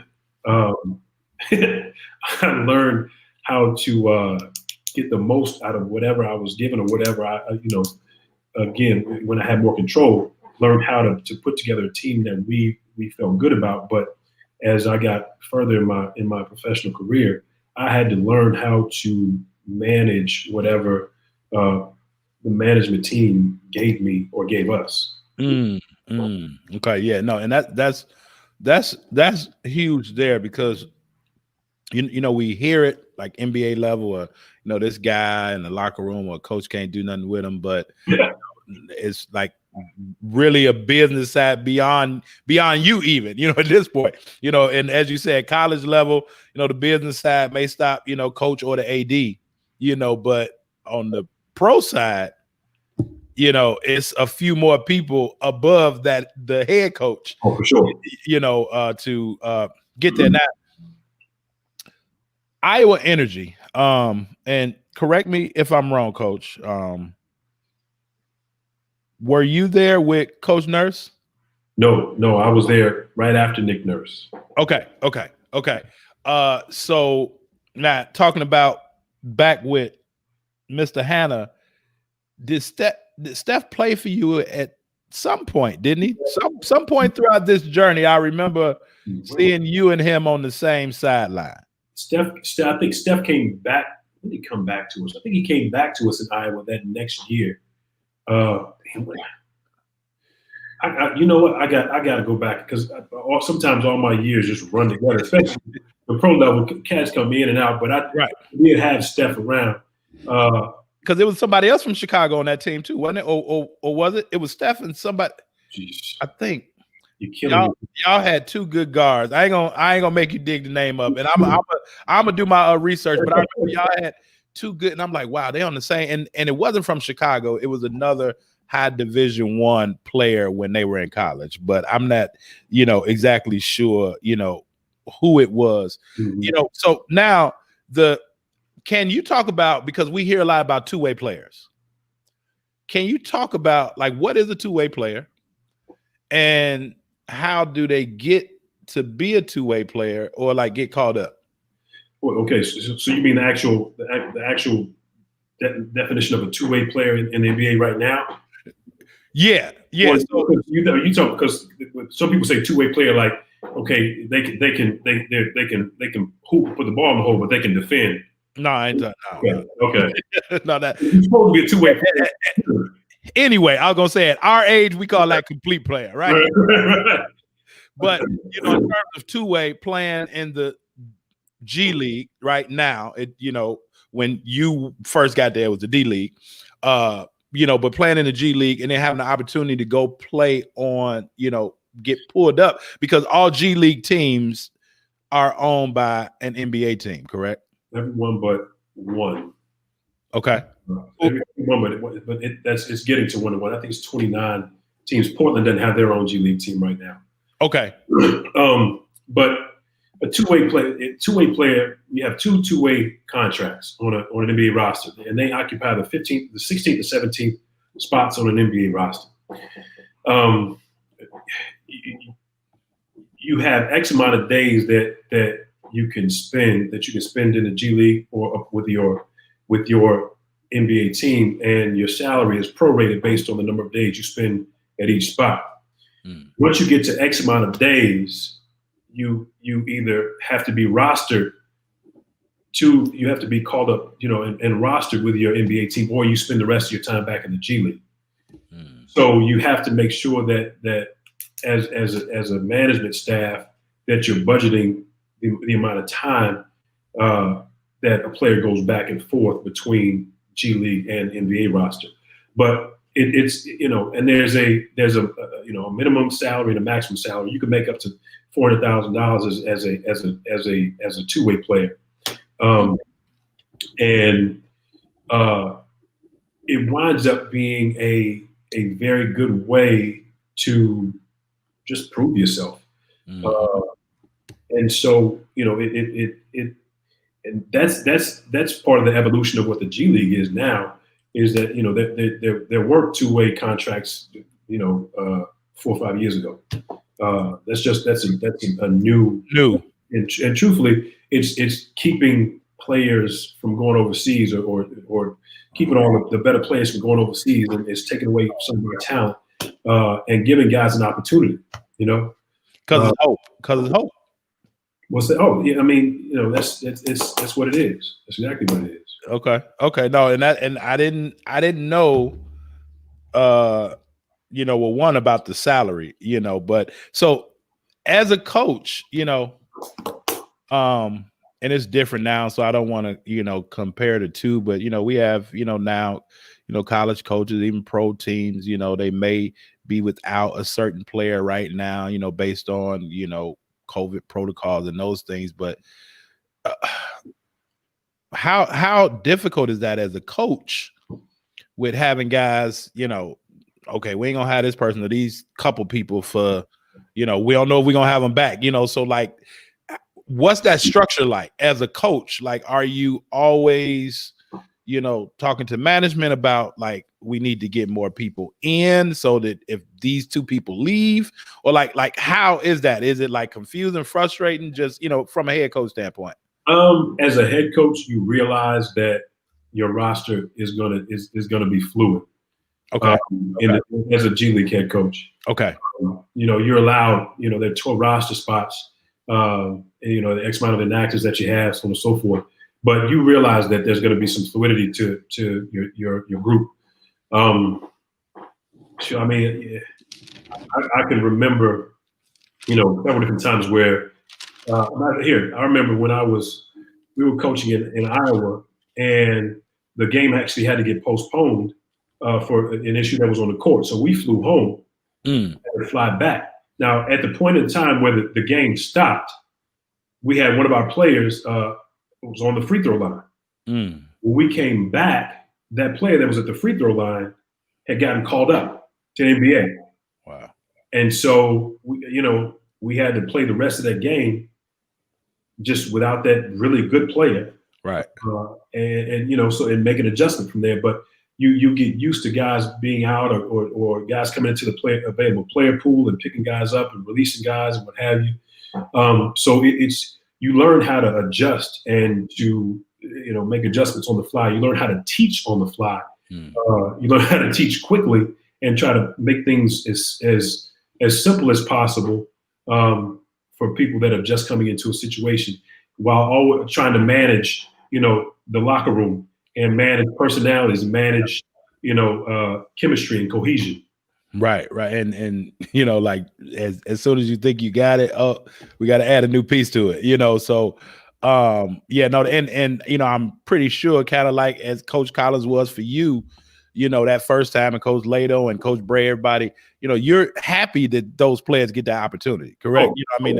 So that's what I'm getting for. Right. If you want your players to be successful, and you want them to get a call up, and so you try to put everybody in position so that they can be successful and they can make money. That's what I was all about: is guys doing what they love to do, and being able to make money. Doing what they love to do. Mm-hmm. Yeah. So I think, matter of fact, I'm not sure if you remember, Corey Higgins is Rod Higgins' son. Okay. He was drafted by the Cavs, played at Erie in their G League program. No, he was at anyway, he was in Erie before I got there. Okay. We're going and coming back and playing for me in Erie, and he wound up being a really good player for me in Erie when I was the head coach for the Knicks G League team. Now, he went and catapulted from there, and he's making money in the EuroLeague now, making probably about $1 million, $1.5 million a year, and he's been doing that for like 6-7 years now. Wow. Yeah. And so, whether it's him or whether it's a guy getting a call up, in LA, when I was in LA, we had 3 guys called up to the Lakers, or 2 guys called up to the Lakers, and 1 guy called up to Memphis. Okay. In Utah, we had a guy get called up to, where did he get called up to? There were several guys that got called. When I was in Erie again, we had a guy get called up to the Knicks, and he was brought in specifically for me to get ready for him to go and get called up to the Knicks. Ultimately, that's what you want. That's what you're there for. You're there to, again, you bring them in, you give them whatever you can give them, try to make them successful, and you lift them up. Because, again, really on every level, it's something. And I remember Coach told me when I first went to South Suburban, I was a little nervous going from Hyde Park to South Suburban. He said, Carvel, listen, this was Ed Jones, right? And Ed said, Carvel, listen. He said, they're in junior college for a reason. He said, they're here because they're either deficient Yeah. academically, Yeah. athletically, Yeah. socially, Yeah. or emotionally. Sure. He was like, so they're here, like, as you said, basketball is basketball, but they're here because they're missing something. And our job is to help them then become that. So even on that G League level, it was the same mission. Your job was to help them become, improve, tighten up, whatever. So once they get that call up, now they can stay up. Yep. Yeah. Yeah. That's you know. Or even if they didn't stay or stick, that they put themselves in a position where they can go make more money overseas or make some more money elsewhere. Yeah, because now they're more marketable. Like, oh, okay, you got to call up. That's Okay. right. Yep. Now, can we talk about current coach? Sure. Okay. So, and getting into relationships and those things, as you said, like working for the Knicks G League team, and but currently, what is Coach Cross doing?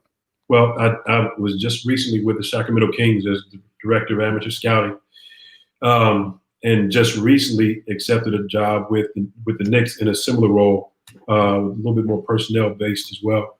But just going, it's funny because in Sacramento, this was my second stint with the Kings organization, and now this is my second stint with the Knicks organization.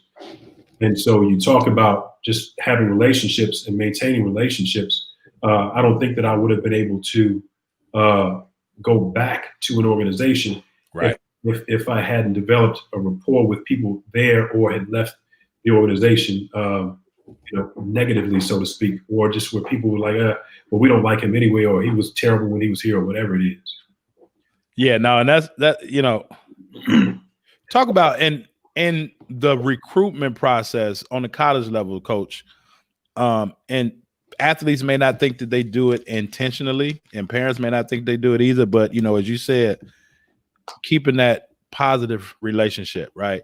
Not burning bridges. Oh my gosh. Can you talk about that? And again, a lot of athletes, especially high school, going to college, they don't really understand that. If you want to call it disrespectful or not, and I find that a lot of younger athletes don't really know how to even communicate the game of basketball, less known communicate with an adult.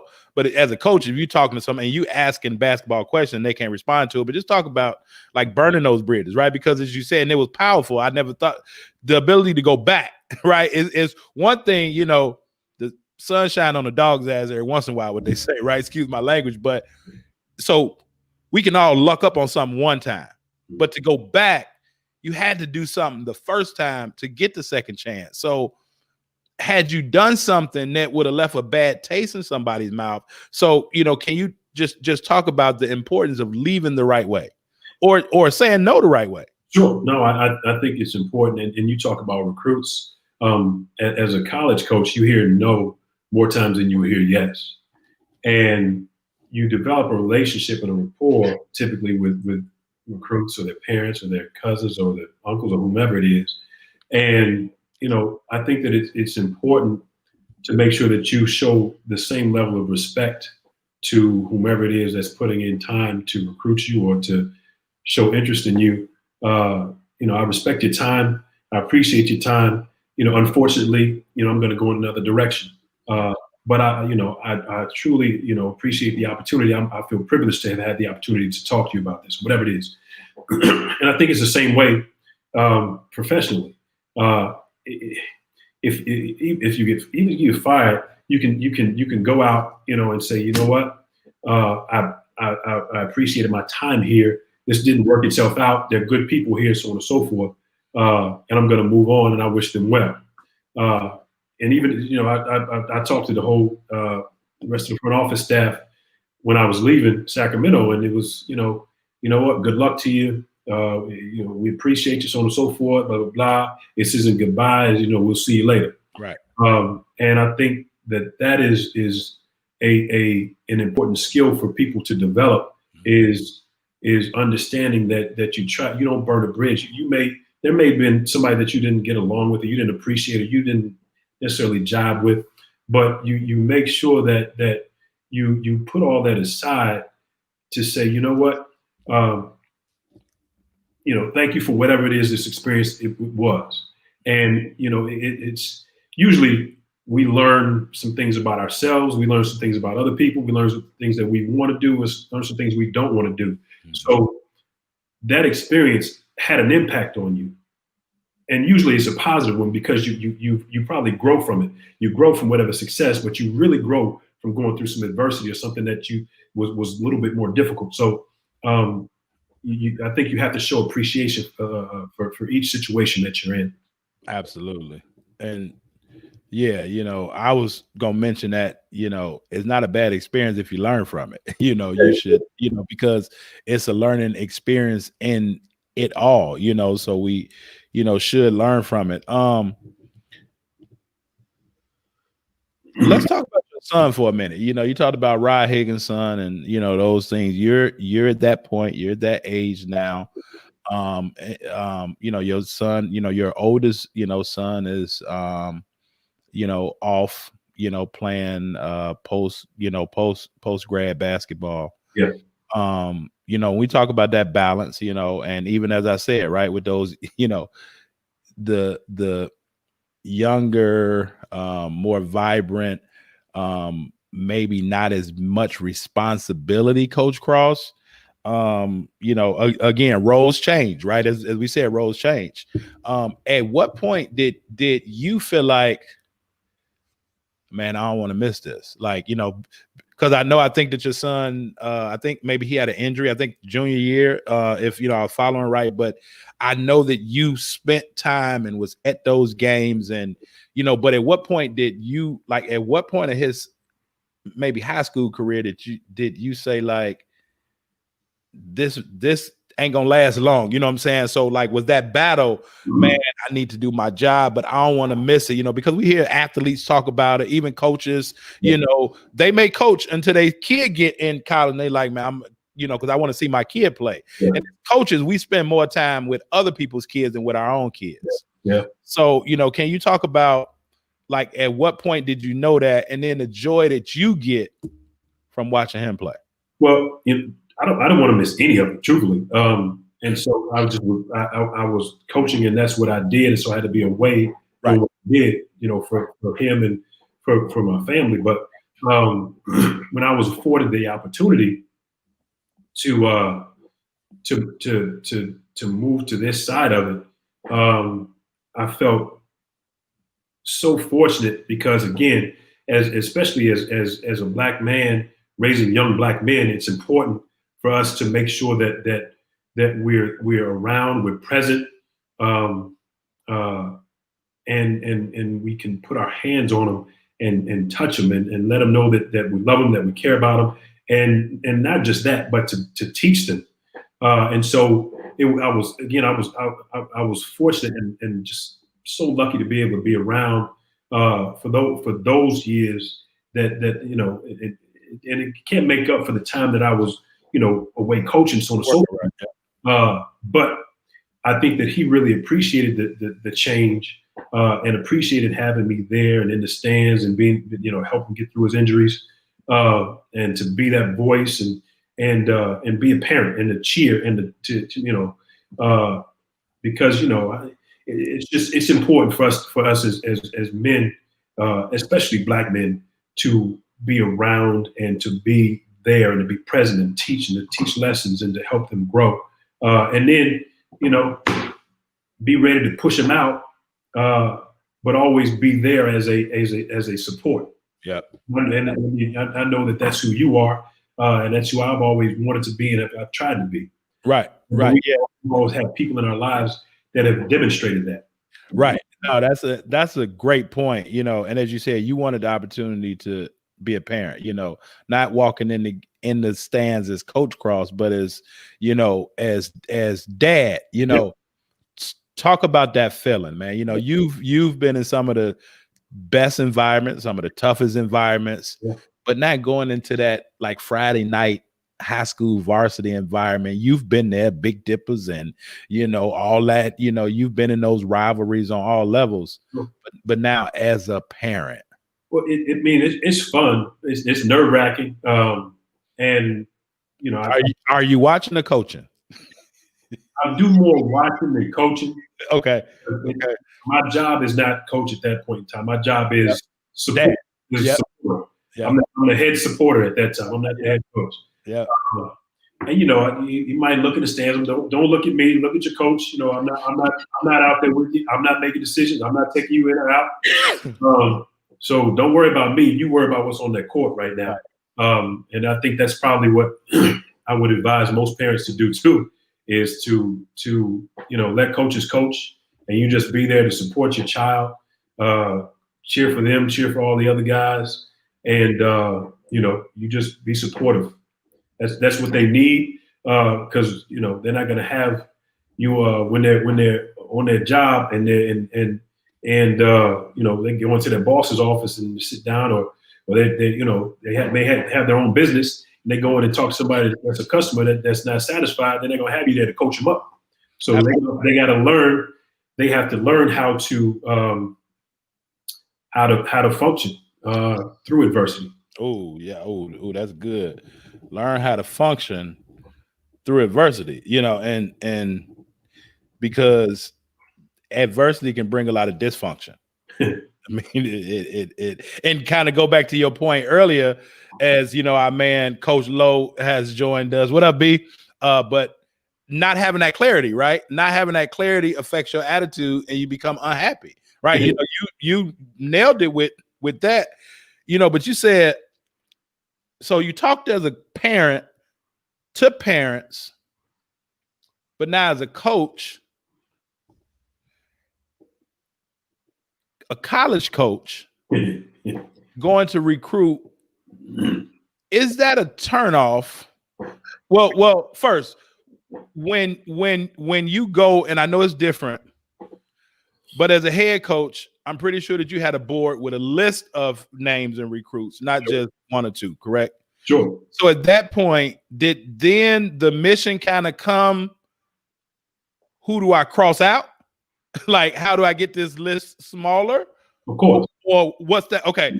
So with that, as a Division I head coach, because everybody wants to go Division I, as a Division I head coach, a Division I assistant coach, a teacher of other Division I assistant coaches, is it a turnoff if you come to the game, man, and the kid keep looking in the stands at their parent? You try to understand what the dynamic is. Okay. And I wouldn't say it's a turnoff. I would say that it's you take notice of it. Okay. Because we see everything, or we try to see everything. We try to evaluate everything, and try to determine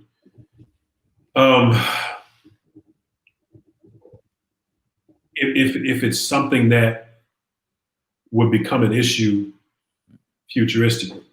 And so I think each situation is different. I advise most players, I would advise players to just worry about what's going on the court, and don't worry about what's going on in the stands.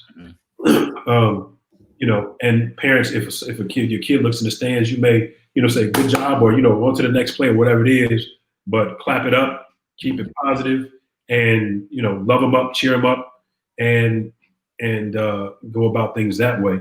Because, no coach wants to come in and see, his potential prospect worrying about and sitting up talking to the guy in the first row, or talking to the guy in the stands, or talking to the parent, because that would steer me towards somebody else,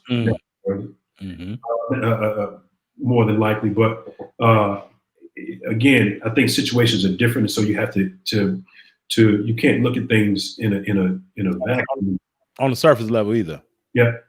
So you look at things, for their individual circumstances, but in general, that's something that I would really take note of, and try to dig deeper and peel back layers as to if it will become an issue in the future. Okay.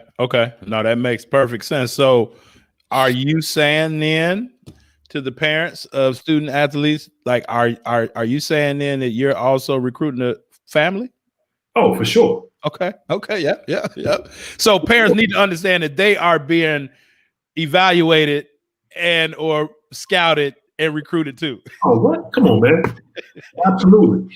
I mean, you because again, it's about your chemistry, your group chemistry, your group dynamic, and it's even playing out right now. At the NBA level right now. Marvin Bagley Jr., daddy, and I can't comment. oh yeah. You're right. Okay. It's playing out right now, and that's the last thing you need is that type of potential distraction. And so, and now my door was always open if when as an assistant or head coach, and this is at the pro or college level. If somebody wanted to come and talk to me, come right on in. Let's sit down and talk about it. If you have an issue, if you have a problem, if you want to, say, great job, coach, come on in, and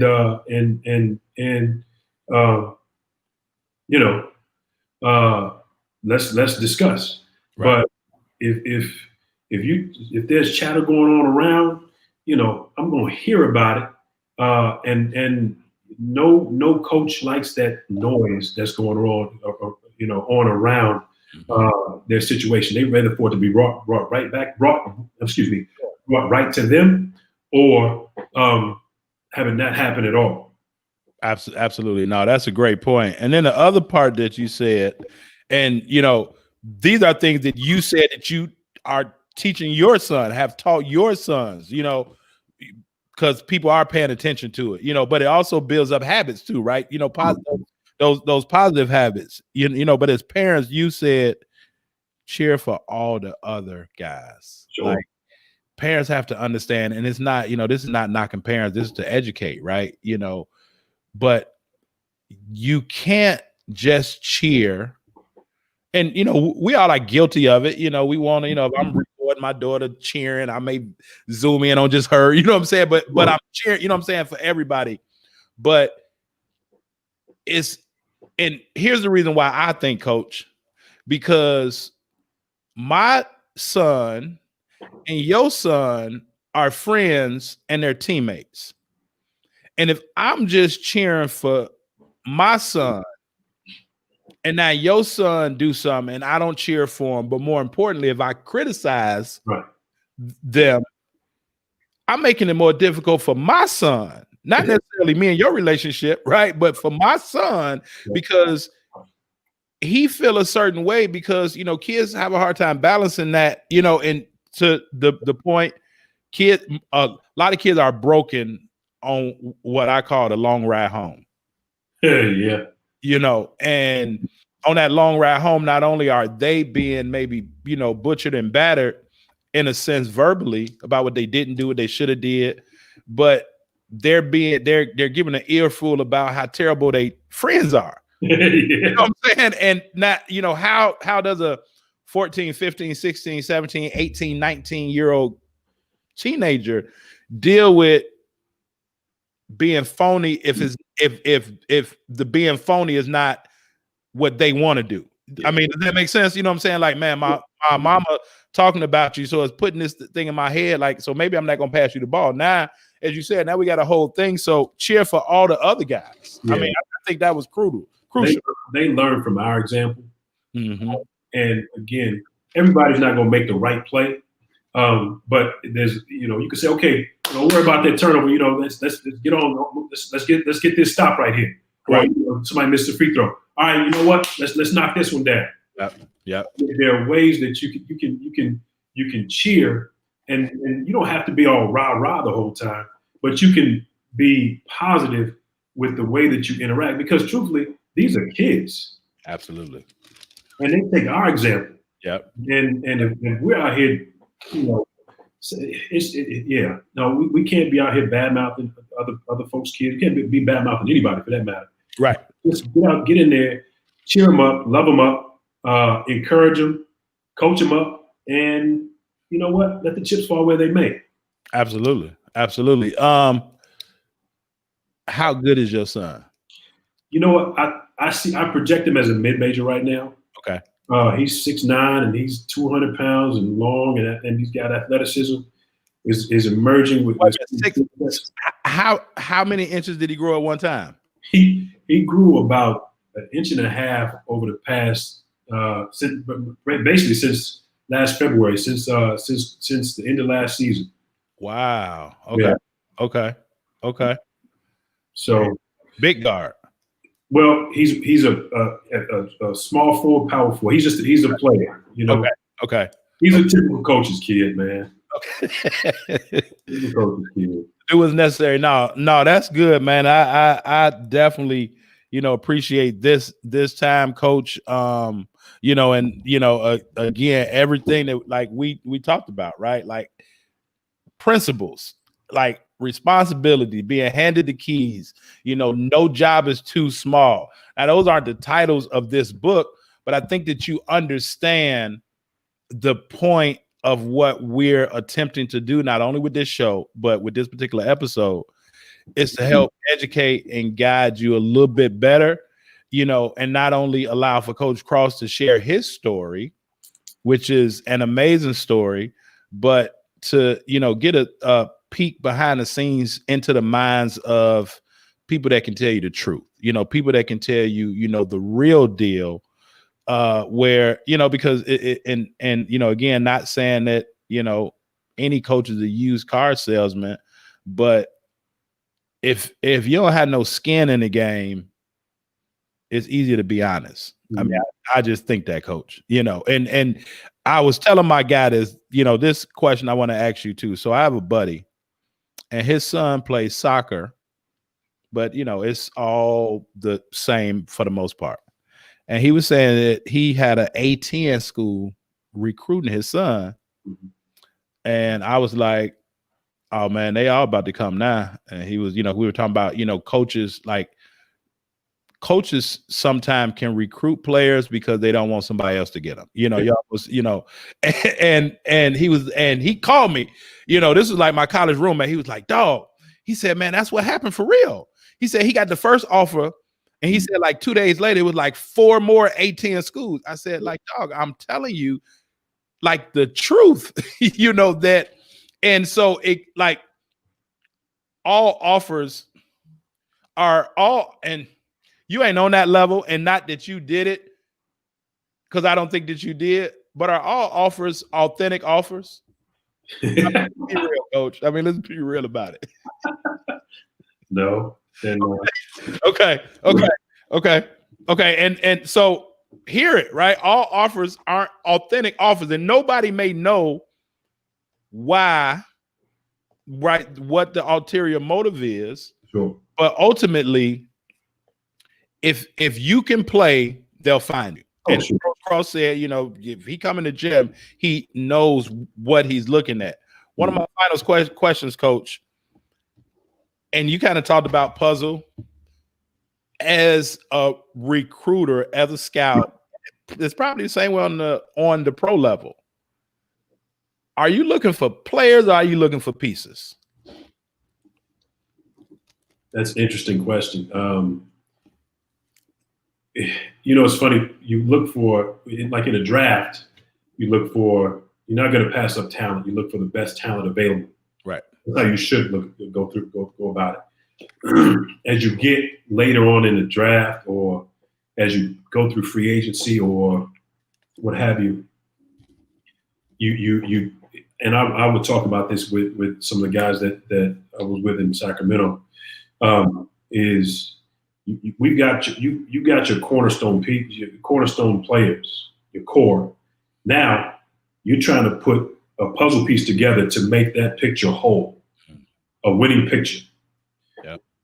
And so, you've got X player who is, your one, whoever he is. You got he or she. You got another piece that's here. You got another piece is here, and that's your core group of players that's gonna carry you. Yeah. Now you got to have somebody who is, a junkyard dog. Then you might need, some guys who can stretch the floor. Then you need guys who can pass it. You need guys who are, X players or whatever it is. Then you might need some guys who are reserves who can come in, and if somebody gets injured, that they can come in and just make sure that everything is steady until this guy gets back. Yeah. Then you might need guys that are deep reserve, who are just there to make sure that the locker room is on point. So you're looking for players, but you're looking for pieces as well. So that's an interesting question. It's a complex answer to what was a simple question. Now, does it change on the college level? You as the college scout, college recruiter, head coach, assistant coach, is it? Because I think, right, me, when I was going looking, it was really that same concept. I knew what I had, but I knew now, if it's somebody that can play, and I think that I can put them into a role, but if I'm looking for a rebounder, I'm not necessarily keeping my eyes focused on guards all day, unless that guard is ooh-wee. Right. I mean, roster management and roster composition is the biggest, is one of the biggest components of being a coach or general manager, what have you. At the NBA level or G League level, what have you, it relates to different pieces at what cost. Mm-hmm. And it's a different animal at the collegiate level. Mm-hmm. But you've got you got player development and guys that you're trying to bring into the fold at the NBA level, who you're trying to work into your system so that they can become a contributor for less money, but more. You're just trying to get a bargain. You're always trying to look for a bargain. At the collegiate level, you're just trying to get good players who you can grow. You got your core guys that you're playing. You got guys that are learning the system. You may have guys sitting out. You may have a transfer, whatever it is. So it's so different. It's different at every level, but it's all about managing how you're putting your group together. At the NBA level, it's about how you're managing your salary cap and and all the rules within the collective bargaining agreement. Who are you going to use your mid-level on? With your restricted free agents, are you going to match? Are you going to match? You're going to let them go? Are you going to re-sign your guys who are on their rookie contracts to an extension early so that you can lock them up for an extended period of time? Do you have bird rights on certain players? I mean, there are all kinds of rules that come in trying to comprise a roster. Same thing with a collegiate roster. You got X amount of guys. How many guys are eligible now? How many guys are seniors, freshmen? I mean, juniors, sophomores, and freshmen. How many guys are sitting out? How many guys are transferred? You're just trying to figure out the best way to manage your roster for a level of consistency. Mm-hmm. Yeah, that makes sense. This is Coach Gene Cross that we are speaking with. Again, like winner, like everywhere that he's been, and y'all hear his mind. He kind of confused me, and I go deep, But and again, things that he talking about, right, based on contract, rookies, and if you get a chance to go back and watch, and this is for people that's listening, if you get a chance to go back, and if you can find how Gilbert Arenas breaks down how his contract was so sweet, right? And then he broke down why certain other players shouldn't do certain things, right? And I'm talking not Coach Cross right now, but to hear what Coach Cross said, it's a lot of other things that go into place of that roster management. And so be it on a college level, on a pro level, on a college level, because again, maybe it's just me, Coach, but I think it happens everywhere. That's some players on the team to help the team GPA. I mean, I'm just and not that player can't play, right. But everybody adds value in your own way. So know how you can add value, and oftentimes, sometimes those walk-ons be those people, Sure. and so, but it's still looked at as a whole, but what value can you bring to the group, to the whole? And I think that's what Coach Cross, has been talking about. And that all goes back to building relationships. So Coach, man, before I let you go, so I do a thing called the hot seat. I'm actually about three quick questions. And then, I want you to just like close us out with, a word about basketball. And I definitely appreciate your time. I know, and I'm gonna ask you this before the hot seat. This is, the 5th of, January. You are, a member of, a certain fraternity, right? Kappa Alpha Psi. This is you all's Founders Day, I believe. Yep. Talk about what that fraternity did for Gene Cross, like in terms of molding. You know what? It taught me about trying to pursue excellence at the highest level. It taught me about brotherhood and altruism and doing things for others, unselfishly. It taught me about responsibility and there's so many different lessons, that you get through the pledge process, that carry on through life, through work, through teaching your children, what have you. But ultimately, it was just having an opportunity to be able to cooperatively be in an environment with guys who were trying to be about the right things and trying to achieve it and in every field of human endeavor. Pursue excellence at the highest level, huh? That's both of the, that's excellence, but then at the highest level, right? Because we can have excellence and like we could be excellent and being mediocre, right? I mean, that's how I'm looking at your statement, right? Excellence, but at the highest level, right? Not, and it's again an old quote I was telling my class today. If you set the bar too low, like you're gonna hit it, but excellent. So don't be excellent at being mediocre. What I'm saying? Be excellent at the highest level. I think that like that's powerful. And I know a few Kappas, but I ain't never heard that. I never heard them say that before. All about achievement, man. Nobody wants to be the world's tallest midget. I know anymore. World's tallest small person. World's tallest. Right. Okay. So, Coach, here's my first question to you, man. Who is the best basketball player that you have played against? Ooh, geez. Played against? Against. Best player you've played against. Ooh, you'd have to go back to Sean Resper. Ooh.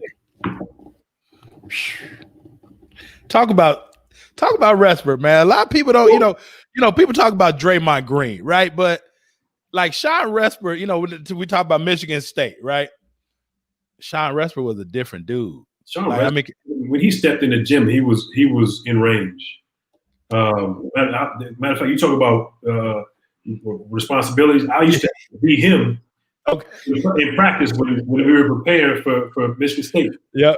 So Coach Coombs would give me a green jersey, and they were like, "That's Sean Resper." So I get the ball and let it fly. Right, you got the green light. But Sean Resper was one of the best players to have played at Michigan State. Could shoot that thing like nobody's business. Had great feel. He was so smooth. Was smart. I mean, he was excellent, man. He was one of the best players that he was pretty damn good. Yeah. No, absolutely. And one of the best players that and I finish it. One of the best players that I thought would have had a much longer career. Look at that. Yeah. Now he had some injuries that kind of Right. but still in all, I would have thought he'd had a longer career just based on his prowess as a shooter. Yeah. Yeah.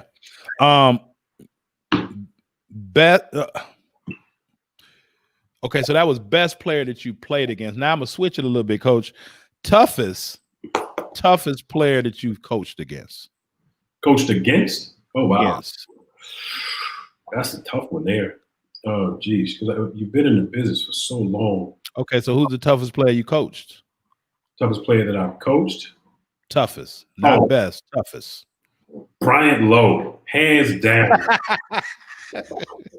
Hey, no, that is no joke. Low down. Bryant Lowe, Coach Bryant Lowe was one of the toughest, meanest cats you ever wanted. I mean, mentally, physically, everything. Bryant Lowe played half the season with a broken toe. And I remember he played a game. We went to I can't remember where it was, but he would get a shot in his toe before every game. Yeah, he was talking about that. And this particular doctor at this particular school didn't want to give him a shot. And he must have dropped I don't know how many on that school, but still in all. And he was so tough and so hard nosed, both mentally and physically, man. I swear. And Coach Collins used to say, he said, "What? Coach Collins, Bryant Lowe, he one of the toughest. I walked down a dark alley with $100 bill hanging out my pocket. Pretty tough. Tough. Hey, but I'm Bryant Lowe. Yeah, Lowe was a grown man. Lowe was the dad of the team. But man, he told us about that story. That's we can go on and we not, but man, being on the road, man, I love going on the road because it's just the people that you came with, you're gonna find every bit. Like, I mean, at that point, like that ain't number, even though B hurt, but that tough guy that charged him up, as you said about, the Duke people, if you're a competitor, like, okay, all right, okay, yeah. Cool. He was pissed too. Man, they wouldn't even give me my shot, man. And 6'4" at best, when I tell people, I always say like led, the nation in scoring and rebounding, but as Lowe said, like, top 3, top 5 in both categories. But he's 6'4", like 6'4". But yeah, I mean, as you say, tough, and that says a lot. Sean Respert and Brian Lowe, with as long as you've been around basketball, that says a lot. Best basketball moment as a player or a coach? You know what? It was winning the conference tournament when the second time we went. No, you know what? They're actually equal. Was winning the conference tournament when Cedric Banks hit that lefty turnaround jump shot on the baseline against Loyola at Cleveland State for us to go to the tournament that year. But also was the first time that we went to the NCAA tournament as a at large bid at UIC. Those two moments were equal to me. Okay. Now and yeah, because I remember the first year losing to Butler, and I remember asking you, I was like, "Coach, man, we going to the UIC?" He was like, "No, it's over, dog." Because I didn't know, I didn't understand. He was like, "No, man." And I remember I went on the radio that night saying, "Oh, NIT, blah blah." They were like,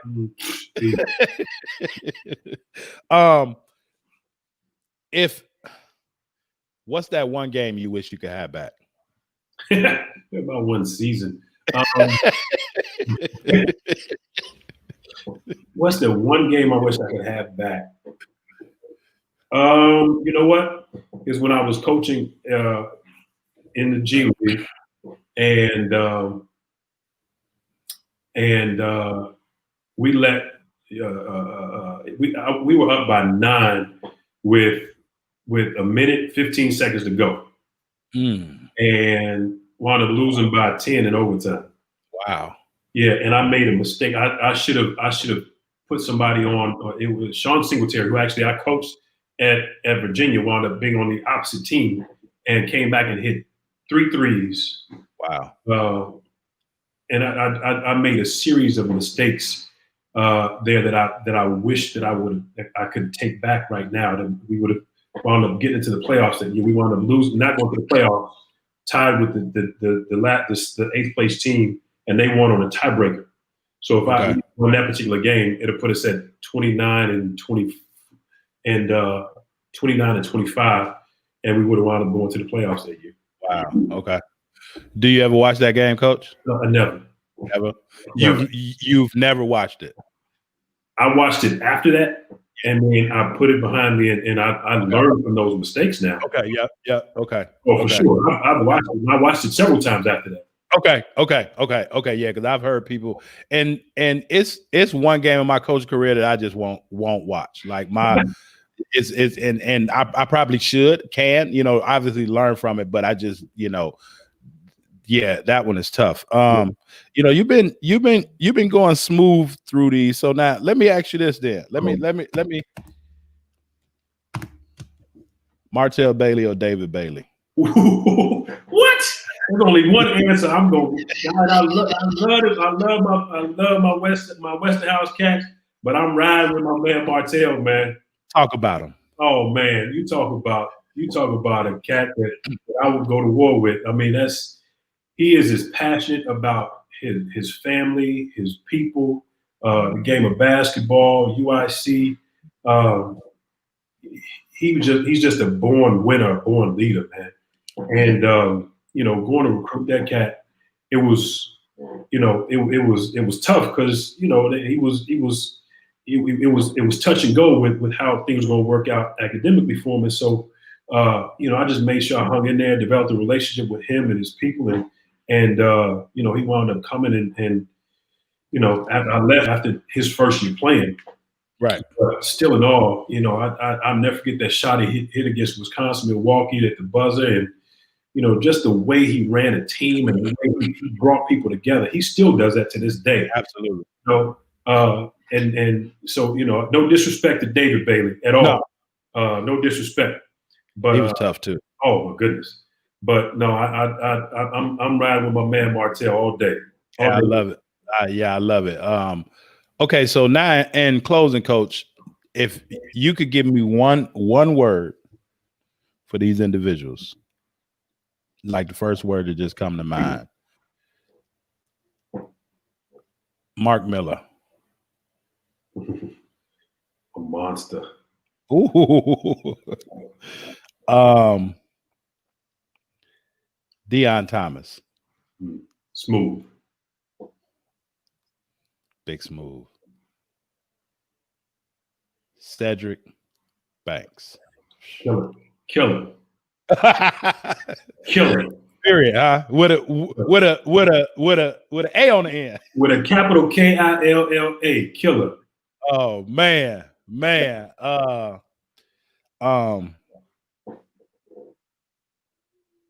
Coach Collins. Whew.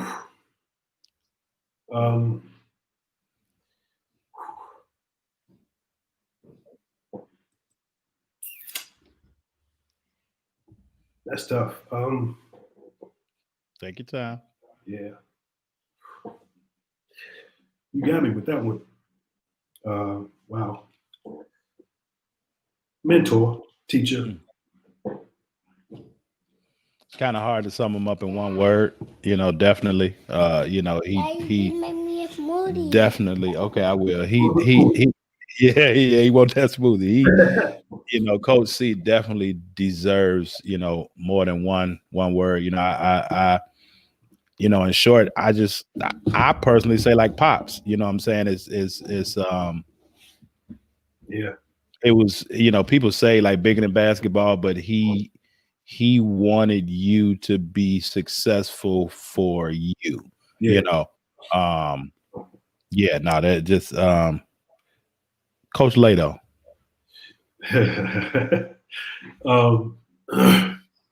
It's funny. I want the teddy bear because he's rough. People see him as rough and mean and got the scowl, but he's just the best. He's the best guy. Mm-hmm. Just a great person. And as Coach Lowe said, the mark of a great coach is acknowledging their mistakes, learning from them, and using them to enhance their craft. The great Coach Cross. Absolutely. summed it up. Gene Cross. Evolving. I like that. I like that.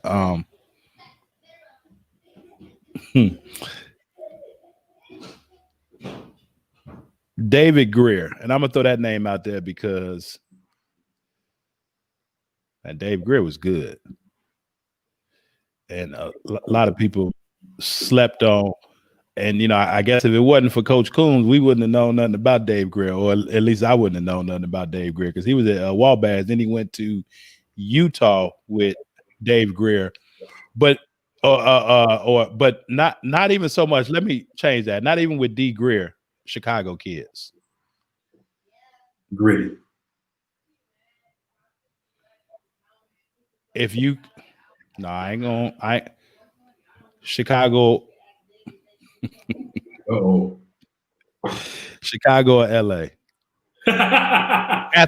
Athletes. Oh, like come on.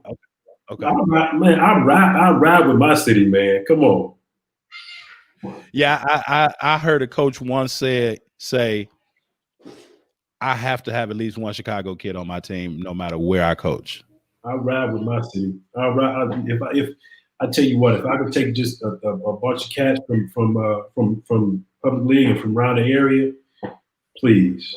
And in retrospect, I wish I'd have done that when I was at Toledo, to get a whole bunch of cats from here.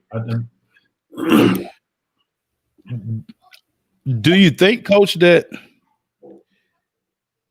coaches look at, because coaches look at, right, Chicago kids being tough, but then some coaches are afraid to put their hands on them because, and I even had one coach say, hey, I get them, but I ain't taking no more than 3. You know what I'm saying? Not at one time, but do you think that the neighborhood stigma affects some of the recruitment with some of the athletes because they, that coach may not know if they can handle it on that level? You know what I'm saying?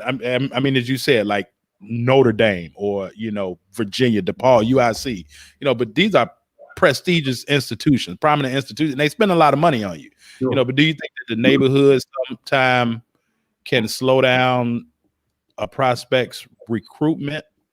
I think the perception of that situation may slow it down. But if you can't handle winning and can't handle relationships with and you ain't trying to win, in my opinion, I think you could put together a hell of a college team over the course of time with players just from this game. Yeah. So in closing, I'm about to go make his smoothie, Coach. There you go. And I definitely appreciate, again, all of your time, man, all of this knowledge, teaching me, everything that you've done, with me, and I tell people all the time, people say, man, it was better than what I thought. I didn't necessarily think it was going to be, because, old memories come up and, it ain't just basketball. We ain't just talk about basketball, but speaking basketball, how can we make basketball better? Like closing. I think you have to make sure that it's beyond the court to me. I think it's about making sure that we do what we can to reach young people, love them up, build them up, really teach them how to become responsible, how to function through adversity, how to manage tough situations, how to manage positive situations, so that they can become better people. Because ultimately, the majority of us aren't going to be professional basketball players, but we're going to be professional fathers, professional parents, professional whatever else we're going to be, entrepreneurs, authors like yourself.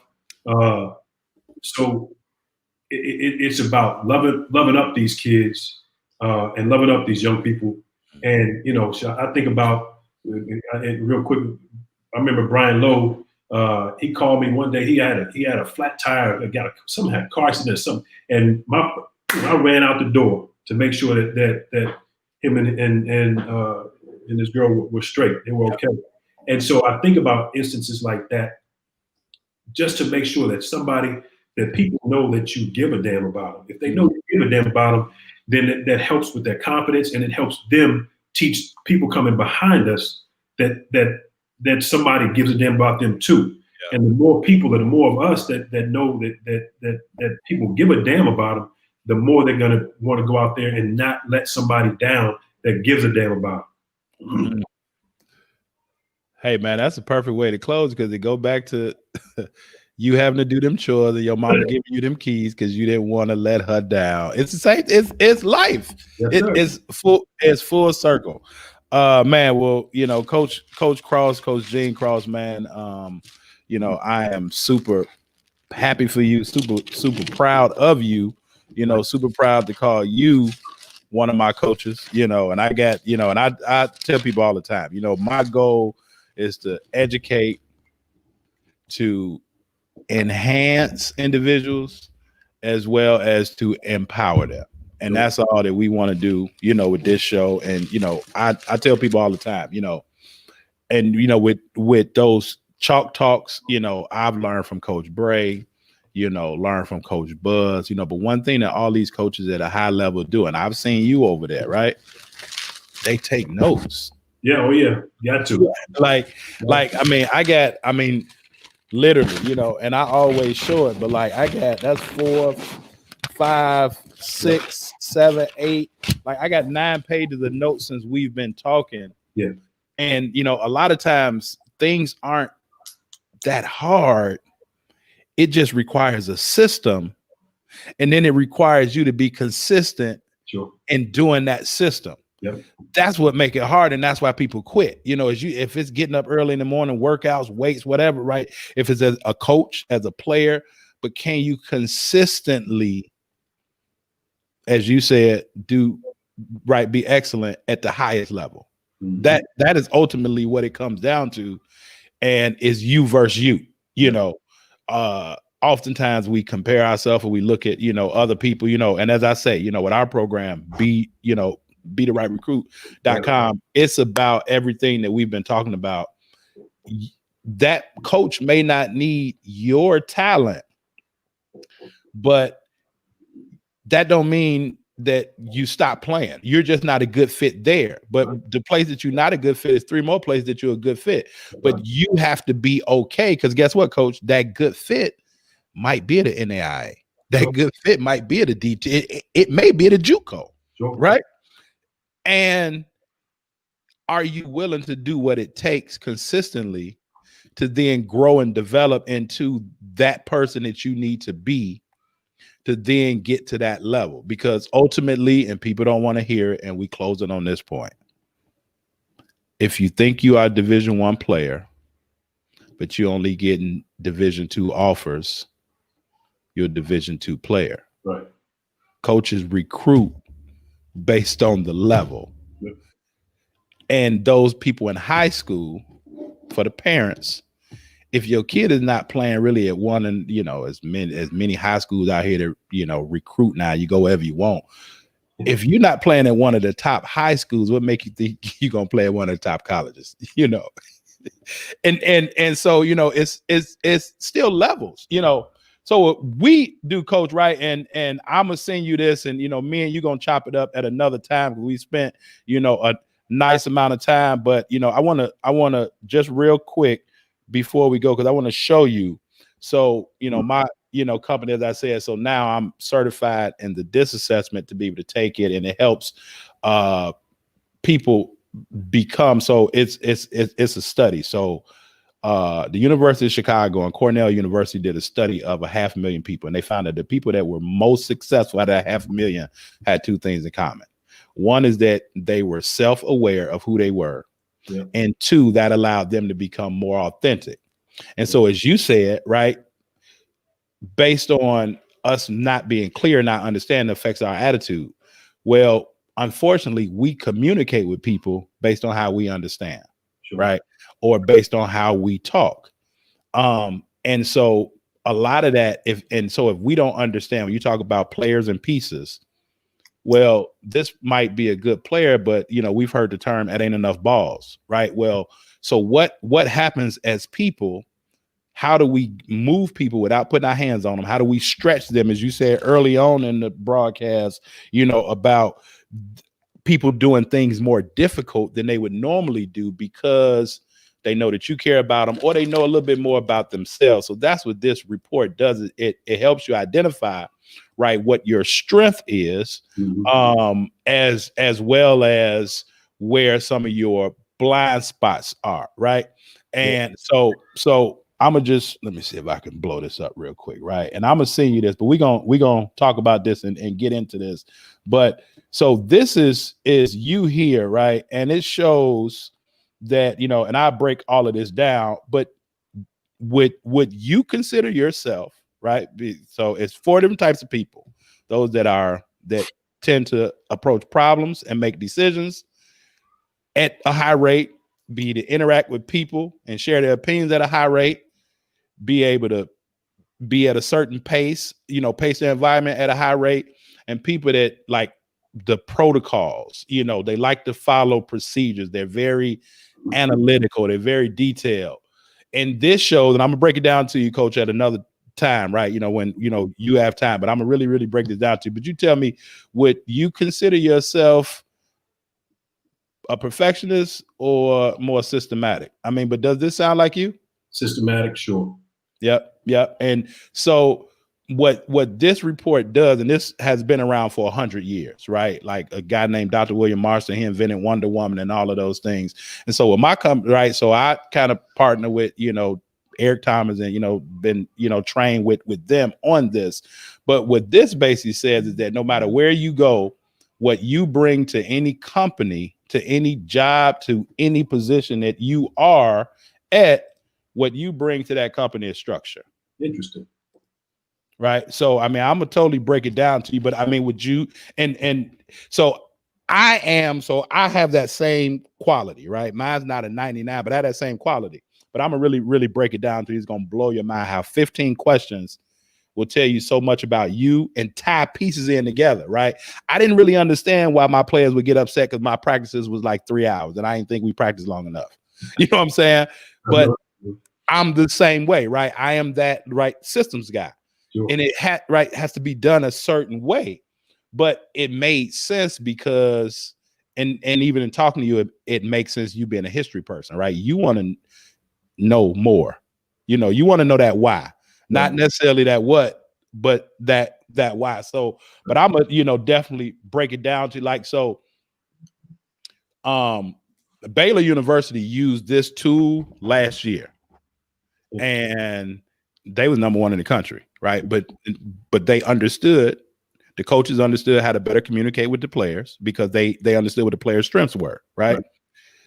The players understood how to deal with each other, right? When you talk about that guy to take that shot, or right, what, like, so, but when you understand your strength, right?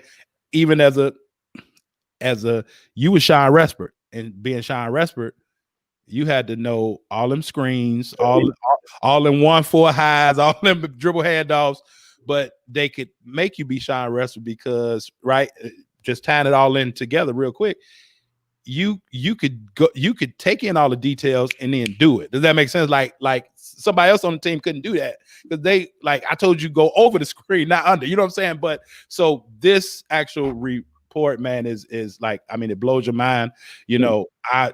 Something, from me to you, and kind of, take you through it. But this is part of what I'm doing, right? Like with my students and with my athletes, because now when they understand what their strength is, right? It's only 4 different types of people in the world. And when when coaches can understand, when front office people can understand, it's only 4 different people. So we talk about players or pieces. Do we need that dog or that killer, right? Do we need that person that's going to be able to motivate and carry everybody else out? Do we need that person that's going to support everybody? Or do we need that person that can really, really take our system and thrive in it, right? So Ray Allen is what you and I are, right? But that's what, but like, so most good shooters, I consider myself a good shooter coach. Most good shooters are what you and I are, right? Right. That cautious person, because in order to be a good shooter, it's a game of inches. You know what I'm saying? Like, you gotta understand, right? So I'm telling you, this is like, we'll totally, and we're gonna talk more offline, but in terms of career, personally, I identifying, it's helped not only me, but it's helped my family too, wife, kids, because I know how to communicate with them based on what they understand, not what I understand. Right. You know what I'm saying? So but nevertheless, man, but making basketball better, yes, creating better people, forming better relationships, making people know that you care about them. Again, Coach, man, I appreciate you. I will drop the link to where y'all can get the book bundle, so you can get both books, right? Understanding life through the game of basketball, as well as creating the perfect storm. This book here is more on the mental side, talking about imagery, visualization, right? Meditation, all those things, right? Putting yourself in the moment before you get there, right? So now when you get them Cameron crazy fingers, you ain't staying on the bus, because I had a running joke, Coach, when the national anthem, I say you could tell who's scared when people start farting during the national anthem. Cause they got bubble guts. Like, man, who the farted? Like, yep, he ain't ready. This dude's scared. So, but man, Coach, we could do this all day. But in closing, man, as I always say, y'all, keep striving for the top, because it is crowded as hell at the bottom. For sure. So, Coach Cross, I appreciate you, man. I appreciate y'all, checking us out. Once again, go subscribe to our email list so you can get, downloads, sound bites of different interviews, know who's coming on first. My email list got that Coach Cross is coming on first, so they will be able to be here, catch it on YouTube or Facebook, wherever you may see it. Go follow Coach Cross. If you want to learn, life, basketball, Coach Cross is one of those people that, will help when he can help. And I ain't gonna put him out there, and he's not on a college level anymore, because he probably would, give you a card, or give me a card or a number to put up. But, definitely somebody. You on Instagram, Coach? I know you're on Facebook, but I'm coach.gene.cross on Instagram. Okay. Coach.gene.cross. All right. So, you can go follow Coach on Instagram and, tap in with him. And oops, I think I spelled it. Yep. I spelled it wrong. It's CROSS. All right. So I'll fix it a little bit later. But listen, y'all, tap into Coach Cross. Coach, again, I appreciate you. Until next time, next show, y'all continue to check in with us, and listen, continue growing. That's what it's all about. Coach said about himself, evolving. If we don't evolve, we dissolve. So y'all keep evolving. Until next time, again, keep reaching for the top, because that bottom is crowded as hell. All right. So until next time, I will holler at y'all. For Coach Cross, Coach, I appreciate you, my brother. Appreciate you. My privilege, man. Yes, sir. Yes, sir.